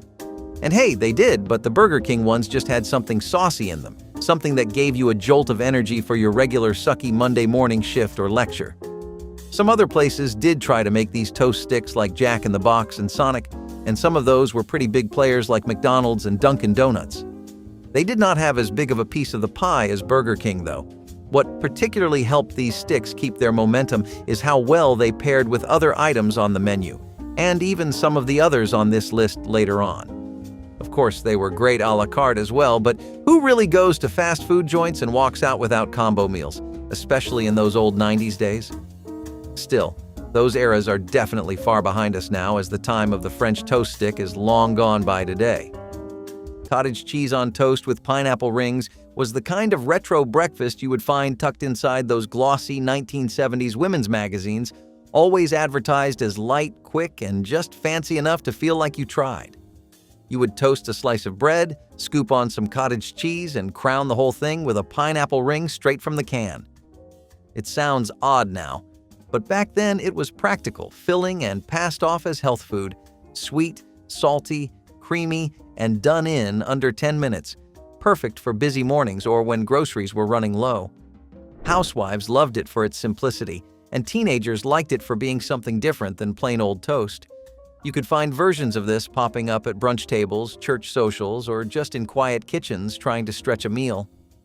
Somewhere along the way, it disappeared under the weight of new diet trends and breakfast bars, but at the time, it was a fast, no-fuss meal that worked. Sauce is a dish that actually shows you just how much resourcefulness the working class had back then. The nose-to-tail mentality of people was really something that persisted throughout several centuries before coming to a close leading up to the 2000s. This is a dish that was incredibly averse to being typical. It was one of those things that was different not because it wanted to be, or because it was trying to be, but because it just really had to be. The cooked meat was something that was chopped, mixed with different kinds of vinegar and spices, and suspended in a natural gelatin as it cooled down. Served cold, thick, and in delicate little slices, it had a punch that really helped to balance out the flavors of the pork, with a texture that will keep you stimulated throughout the whole meal. This is a dish that shows you all the different flavors the American South really has to offer. Grapefruit halves with honey broil offered a burst of sunshine on the plate, perfect for a 1960s morning when families sought a fresh, vitamin-rich start to the day. Large ruby or white grapefruits were sliced in half, segments loosened, and the tops brushed lightly with golden honey before being placed under the broiler. The brief heat caramelized the honey and released the fruit's aromatic oils, creating a warm, slightly tart, and gently sweet treat.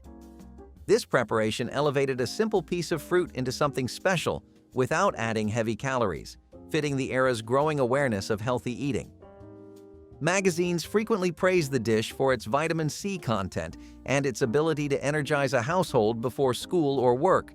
Some cooks added a dusting of cinnamon or nutmeg, while others served the grapefruit with a side of whole wheat toast to round out the meal. Grapefruit halves with honey broil captured the mid-century belief that a beautiful breakfast could be both nourishing and elegant, proving that simplicity often delivers the brightest flavor. Streak a lean biscuit was Appalachian breakfast perfection, featuring that thin-cut salt-cured pork that sat somewhere between bacon and fatback. The meat was sliced from the pig's belly, carrying streaks of lean meat through the fat that gave it both name and character. Fried quickly in a hot skillet, streak a lean rendered its fat while the lean portions crisped and curled at the edges. Tucked into a split biscuit with maybe a smear of butter or apple butter, this sandwich delivered salty, smoky satisfaction that powered hours of farm labor. The meat cost less than proper bacon but carried more flavor than plain fatback. Families cured their own streak o' lean in smokehouses each fall, ensuring a supply of breakfast meat that lasted through winter and into spring. This sandwich represented the kind of self-sufficiency that defined mountain life, where families raised and preserved their own food. Breakfast in a can is a quirky and convenient dish that emerged in the early 20th century. This all-in-one meal includes ingredients like beans, sausage, eggs, or pancakes, all packed into a can for easy prep. The convenience and versatility of this dish have made it a favorite among campers, hikers, and outdoor enthusiasts. During World War II, breakfast in a can became popular among soldiers as a portable and shelf-stable option for breakfast in the field. The type of meat commonly used in breakfast in a can varies, but it often includes sausage or bacon, providing a savory and filling meal. Breakfast in a can showcases the potential for ready-to-eat meals. Despite its humble origins, breakfast in a can continues to be enjoyed today as a convenient and satisfying breakfast option for people on the go. Creamed mushrooms on toast was what passed for luxury in the modest kitchens of the 1950s. Not luxury in the fine dining sense, but in the way that creamy, savory warmth could feel a little bit like being pampered, even if you were still in your housecoat and slippers.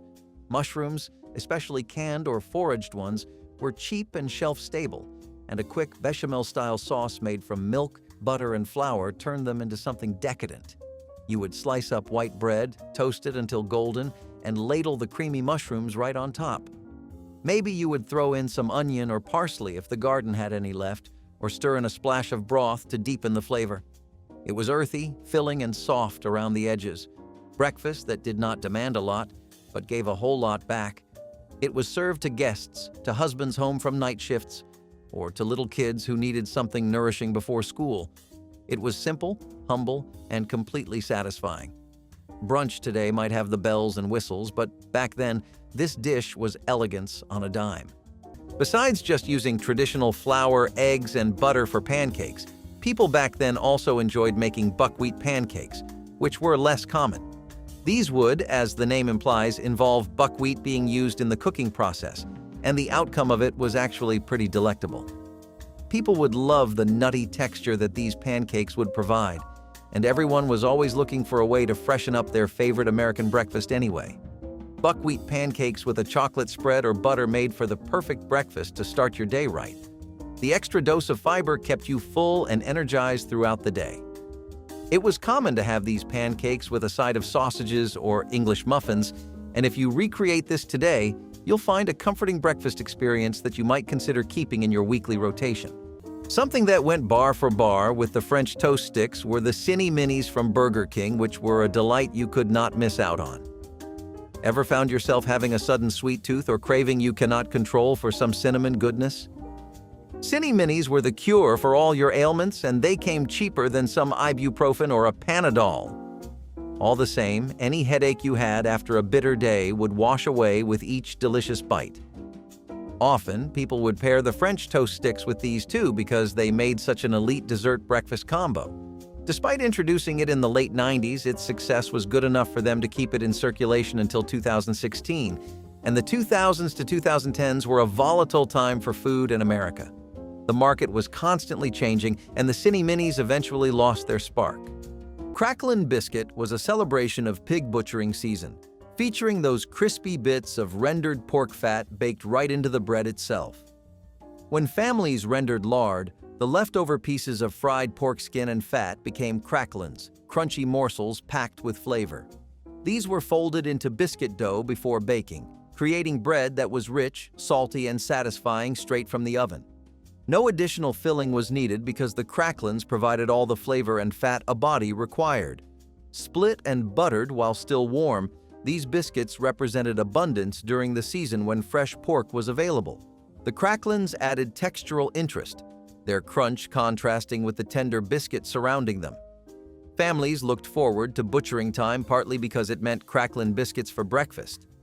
This sandwich connected people to the rhythm of rural life, where food followed seasons and nothing was ever wasted.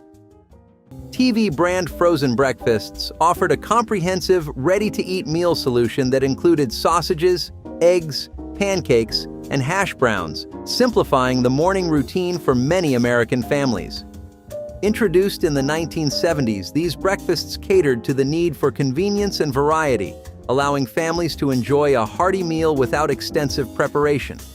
The marketing of these products highlighted their quick and easy preparation, appealing particularly to those with hectic morning schedules. The assortment within each package made these breakfasts highly appealing, as they catered to various preferences within a family, all from a single, easy-to-prepare kit. This product line was well received for providing a diverse and satisfying breakfast experience that could be enjoyed by everyone at the table. Buttered grits, a Southern staple, originated in colonial America. This simple yet beloved dish is usually served as a side or base for other toppings. Made from ground corn, grits are cooked with water or milk until creamy, then butter is added for richness. The dish is synonymous with Southern cuisine, particularly in Charleston, South Carolina, known for its love of grits. Grits are remembered for their comforting texture and versatility, which made them a popular breakfast dish in the 1970s. Traditional or unusual toppings like cheese, shrimp, or gravy enhance the dish. The dish's cultural significance lies in its association with Southern hospitality and hearty breakfasts. In some southern states, grits are even considered a delicacy and are often served at special occasions and celebrations. Lastly, grilled grapefruit with maraschino cherries offered a unique blend of tart and sweet flavors, becoming a popular breakfast dish during the mid-20th century. The preparation involved having a grapefruit, sprinkling it with sugar, and broiling it until caramelized, then topping it with a maraschino cherry for added sweetness and visual appeal. This combination of flavors and the simple yet elegant presentation made it a sophisticated breakfast choice. The dish was often part of a larger breakfast spread, admired for its vibrant appearance and the delightful contrast of flavors. Its straightforward preparation allowed home cooks to easily create a gourmet-like dish, enhancing the breakfast experience with a touch of indulgence and culinary flair. One of the less talked about breakfast biscuits is the Dairy Queen sausage breakfast biscuit, which did much better than people gave it credit for. Egg, cheese, and sausage stuffed between two crispy biscuit halves made for a really nice and easy-to-handle breakfast. It was also just a great add-on if you felt like starting your day with more of a full stomach or needed a bit of a boost to get through the day. People would also buy a half dozen or so and save them for later during their lunch break, and nutritionally, it was not so bad. They were just for 79 cents and raised some serious spikes in the company's sales for the time they spent in the market. McDonald's tried to break into some very unfamiliar territory with the McPizza, which did better than you would think and poorer than they had hoped. It definitely did have a strong fan base, but it just did not have enough of one, as pizzas were not exactly the brand's specialty. Still, the McPizza was a good choice to go for when you wanted an affordable and neat pizza, but did not want to commit to a whole proper pie from your favorite downtown joint. Also, people associated McDonald's with fast service, and the pizza usually took 15-20 minutes, and nobody had that kind of time for their drive-through orders, so they let go of the item in 1991. Cheddar grits with butter were the Southern kitchen's answer to rushed mornings when everyone still needed something hot and filling. Quick grits, a little butter, a handful of shredded cheese, and breakfast was done before you even finished your first cup of coffee. It was the kind of meal found in tattered cookbooks, handed down from grandmothers who knew how to stretch a pantry without cutting corners on comfort. These grits were creamy, cheesy, and surprisingly satisfying for something that took less than 10 minutes to whip up. You did not need fancy groceries or a stocked fridge, just the basics. It kept bellies full through school days, work shifts, or long hours in the fields. For a lot of folks, this was breakfast you ate standing up, spoon in hand, on your way out the door. Simple, cheap, and quietly comforting.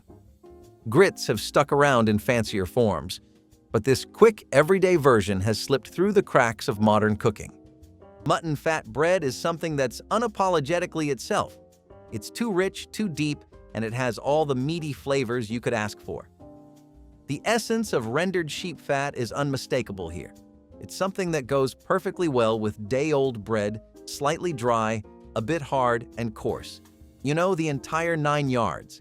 This is as rustic of a dish as it gets. It absorbs the hot fat in this dish and it crisps on the outside while getting extremely soft on the inside. This dish is something that you would see really commonly whenever you would pass by factory towns or farms. Especially among rural laborers, such as people in the 19th and 20th centuries.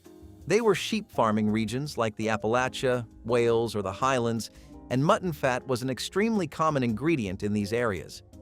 That's because it was always far more cheaper than butter, or just a lot more flavorful than lard. The ideal material for frying.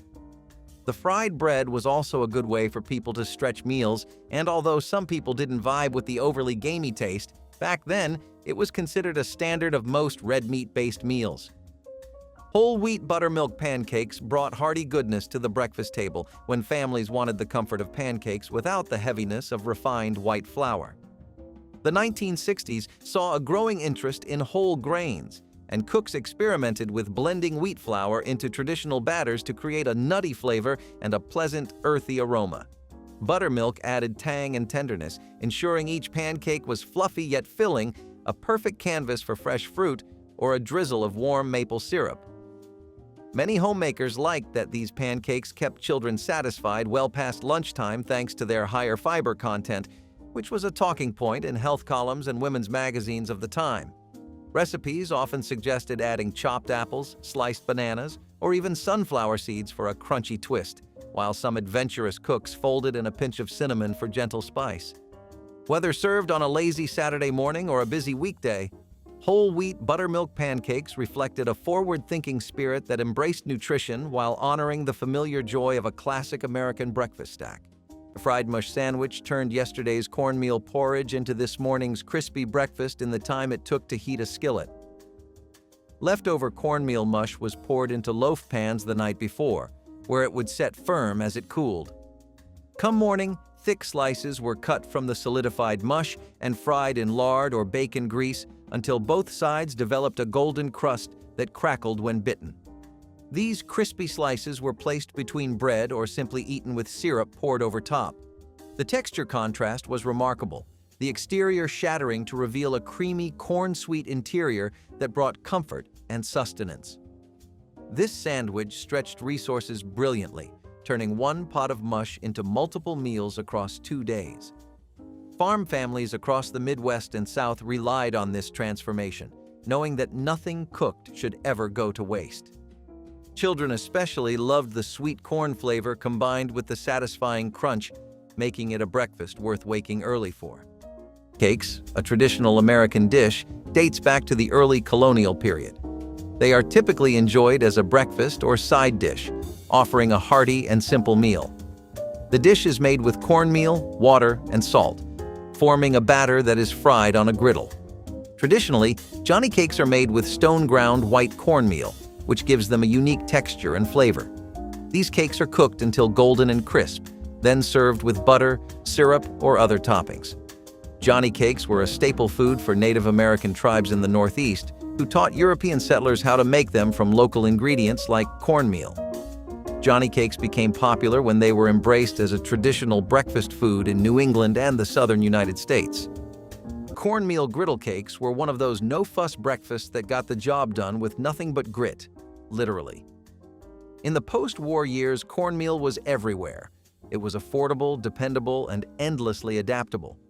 Housewives used it as a stand-in for flour when money was tight, and these griddle cakes were one of the best ways to make a warm, filling breakfast without using up all your eggs or milk. Just a little cornmeal, water or milk, maybe an egg if you had one to spare, and you had a skillet-ready batter in minutes. The texture was slightly crisp around the edges, with a hearty middle that soaked up butter or syrup like it was born to. You might get applesauce on the side if it was fruit season, or just a smear of jam if sugar rations had eased up. Cornmeal griddle cakes reminded folks of simpler times, back when breakfast was cooked by hand and served with love, even if it came from a pan that was older than you were. It might not have looked like much, but it kept people full and it tasted like home. Sometimes that was more than enough. Hash browns were the perfect meal to get when you were craving food that would make you happy as soon as you took that first bite. Shredded and diced potato fried into what is essentially a big fat potato nugget. Hash browns tasted all the better when they were coming from your beloved grandma, and when she went all in with the spices. They were the kind of potato-filled goodness to even put hash browns from McDonald's to shame. And whatever hour of the day it was, there was never a wrong time to indulge in them. Hash browns have been a classic of American cuisine since 1895, and we think they'll be around well into 2095 too, if we ever get that far. You do not stumble upon comfort food like this in every generation after all. Fried cornmeal cake sandwich was a quick breakfast made from pantry staples that every rural household kept on hand. Cornmeal was mixed with water, salt, and maybe a bit of sugar to form a thick batter that was spooned into a hot greased skillet.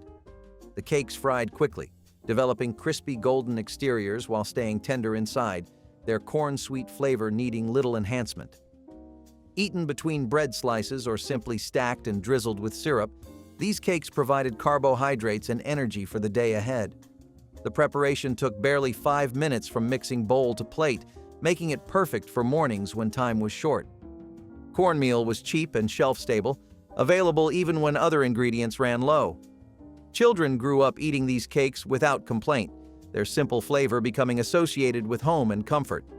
This sandwich proved that breakfast didn't require expensive ingredients, just a hot skillet and the knowledge passed down through generations of country cooks. Wheatina, a whole wheat hot cereal known for its hearty flavor and nutritional benefits, catered to health-conscious consumers since its introduction in the late 19th century. Its high fiber and mineral content were key selling points, attracting those seeking a nutritious breakfast. The all-natural composition of Wheatina appealed to consumers looking for wholesome meal options. It was often served warm and could be enhanced with fruits or nuts, allowing for customization according to individual taste preferences. This adaptability made Wheatina a preferred choice for those who valued both health and flavor in their breakfast, establishing it as a nutritious option capable of providing sustained energy throughout the morning. Blueberry buckle is a delightful breakfast pastry that originated in the early 20th century.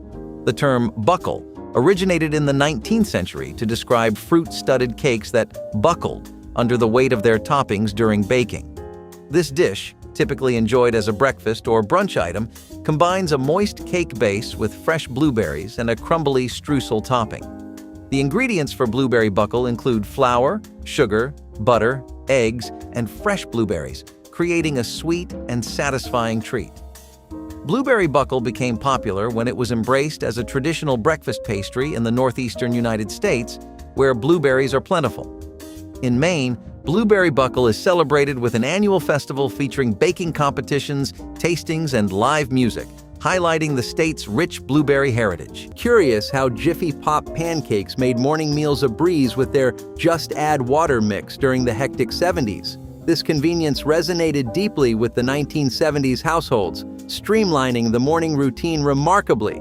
The product's simplicity allowed anyone to quickly whip up pancakes, making it a popular choice among families with busy schedules. Jiffy Pop's marketing cleverly focused on these time-saving aspects, often showcasing family breakfasts that were both delicious and hassle-free. The mix was versatile, catering to various taste preferences with different flavors. While Jiffy Pop pancakes enjoyed popularity due to their convenience and taste, the evolving breakfast market eventually led to reduced visibility and presence, as newer breakfast options continued to diversify. Sonic kind of stood out from the rest of the crowd with their take on a burrito-based breakfast. Their breakfast burrito had plenty of sausage, tots, cheese, and some bacon to top it off. It was pretty beloved, even though Sonic did not have the same pull as some of the biggest names in the fast food industry. Now, do not get us wrong, they were popular and a good local breakfast option, but their popularity was not as widespread as, let's say, McDonald's. As time passed, newer chains like Chipotle introduced their breakfast burritos that gained more traction than Sonic could generate. This meant a downfall in popularity for a breakfast burrito that once was loved by every person that visited Sonic. This led to the burrito being discontinued sometime at the start of the 2000s. Raisin Bran with warm milk and butter was the winter breakfast trick every frugal family knew when mornings were freezing, but there was still work to be done. You would pour bran flakes into a bowl, warm some milk on the stove, add a small scoop of butter, and pour it all over the cereal. Breakfast done in 10 minutes, flat, warm, creamy, and filling enough to carry you through the morning.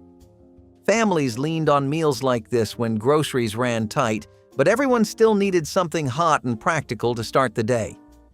It was sweet from the raisins, buttery from the milk, and surprisingly comforting for something so simple. You could find versions of this breakfast in old community cookbooks, homemaker guides, and those faded recipe cards tucked in kitchen drawers. Some folks sprinkled sugar, others added cinnamon, but it always came back to the same quiet goal. Stretch a little food as far as you could and start the day with something warm. Funny how those simple breakfasts disappear when new trends roll in. Turnip greens and cornmeal dumplings are a dish that confuses you. Is this survival food? Is this a nice little experiment with dumplings and vegetables? It feels like both. It was actually used in both ways too, so you would be pretty spot on with that assessment. See, people love to have fun with the things they did back then, even if those things were rooted in practicality and optimization.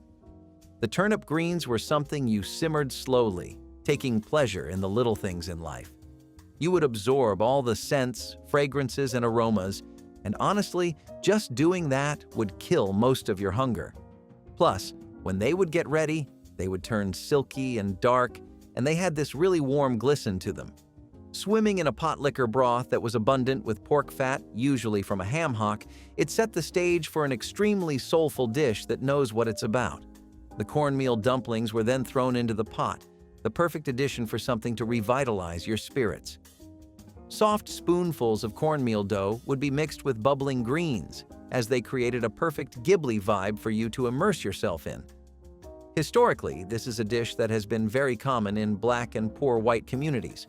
It's easy to romanticize today, but it is also a dish that's rooted in struggle, poverty, and making the most out of very little. The malted milk drink, a sweet and nostalgic beverage, first appeared in the late 19th century. This creamy delight is made from milk, malt powder, and sometimes ice cream, blended into a refreshing treat. The drink was invented by William Horlick, who patented malted milk powder in 1887 as a nutritious supplement for infants and invalids. It was popularized by brands like Horlicks, which marketed it as a nutritious and tasty option. Unusual flavors or variations of the malted milk drink include chocolate, strawberry, and vanilla, adding to its appeal. In the early 20th century, malted milk was touted as a health tonic and was even recommended by doctors for its nutritional benefits. The drink inspired a love for creamy and sweet drinks, often enjoyed as a quick breakfast on the go. Remember Quisp cereal? Launched by Quaker Oats in 1965, this cereal brought a whole new level of fun to the breakfast table with its alien mascot and saucer-shaped pieces. It quickly won over children with its sugary flavor and captivating animated commercials that made breakfast fun. The cereal's unique branding and playful design were key differentiators in a crowded market. Despite its initial success, the shift towards healthier breakfast options posed challenges for Quisp, leading to its eventual status as a nostalgic item brought back periodically to appeal to adults who had grown up with it. This strategic shift in marketing to tap into nostalgia, combined with occasional updates to its formula, allowed Quisp to maintain interest among former fans while navigating the complexities of modern cereal markets. Taco Bell took a note out of McDonald's playbook and came up with a chicken biscuit of its own with the Taco Bell Biscuit Taco. This was a crispy chicken in a biscuit taco with jalapeno honey flavoring. What made this particularly so successful was how it stayed fresh and exactly as crispy as when it left the fryer even after a 20-minute car ride home. Now that is some real value for your money, wouldn't you agree? Plus, the crushed bits of tortilla chip that you could find in the taco were just the perfect topping, making it a very satisfying breakfast snack. The kind of thing that gives you more of a will to live as you keep crunching and munching away near a dozen without noticing, at least, back when they used to be that cheap. Affording large amounts of it would later get pricier, and people started to get tired of the crisp being its main shtick.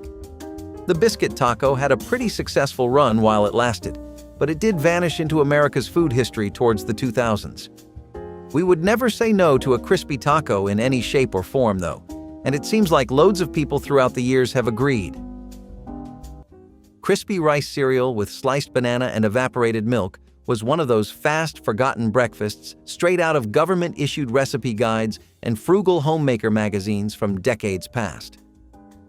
You would pour a bowl of crispy rice cereal, slice a banana over the top, and finish it with canned evaporated milk instead of fresh milk.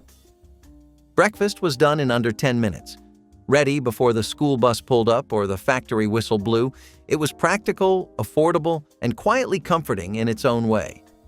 Families leaned on breakfasts like this when groceries ran tight, but everyone still needed something filling to start the day.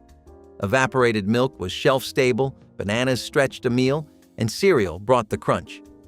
You will not find this version on menus today, but back then, it was one of those small tricks that kept mornings moving without much fuss.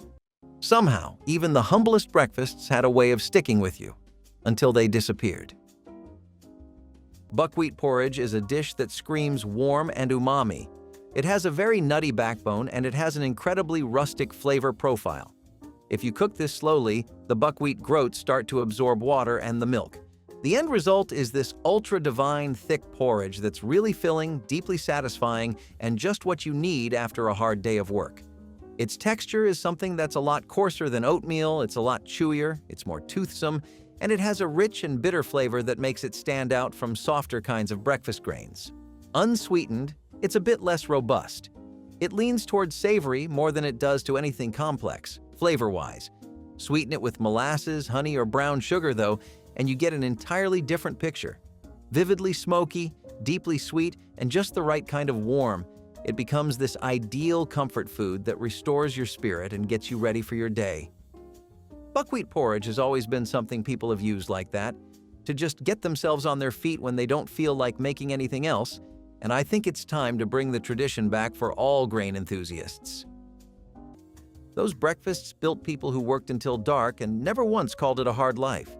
Which one do you miss most?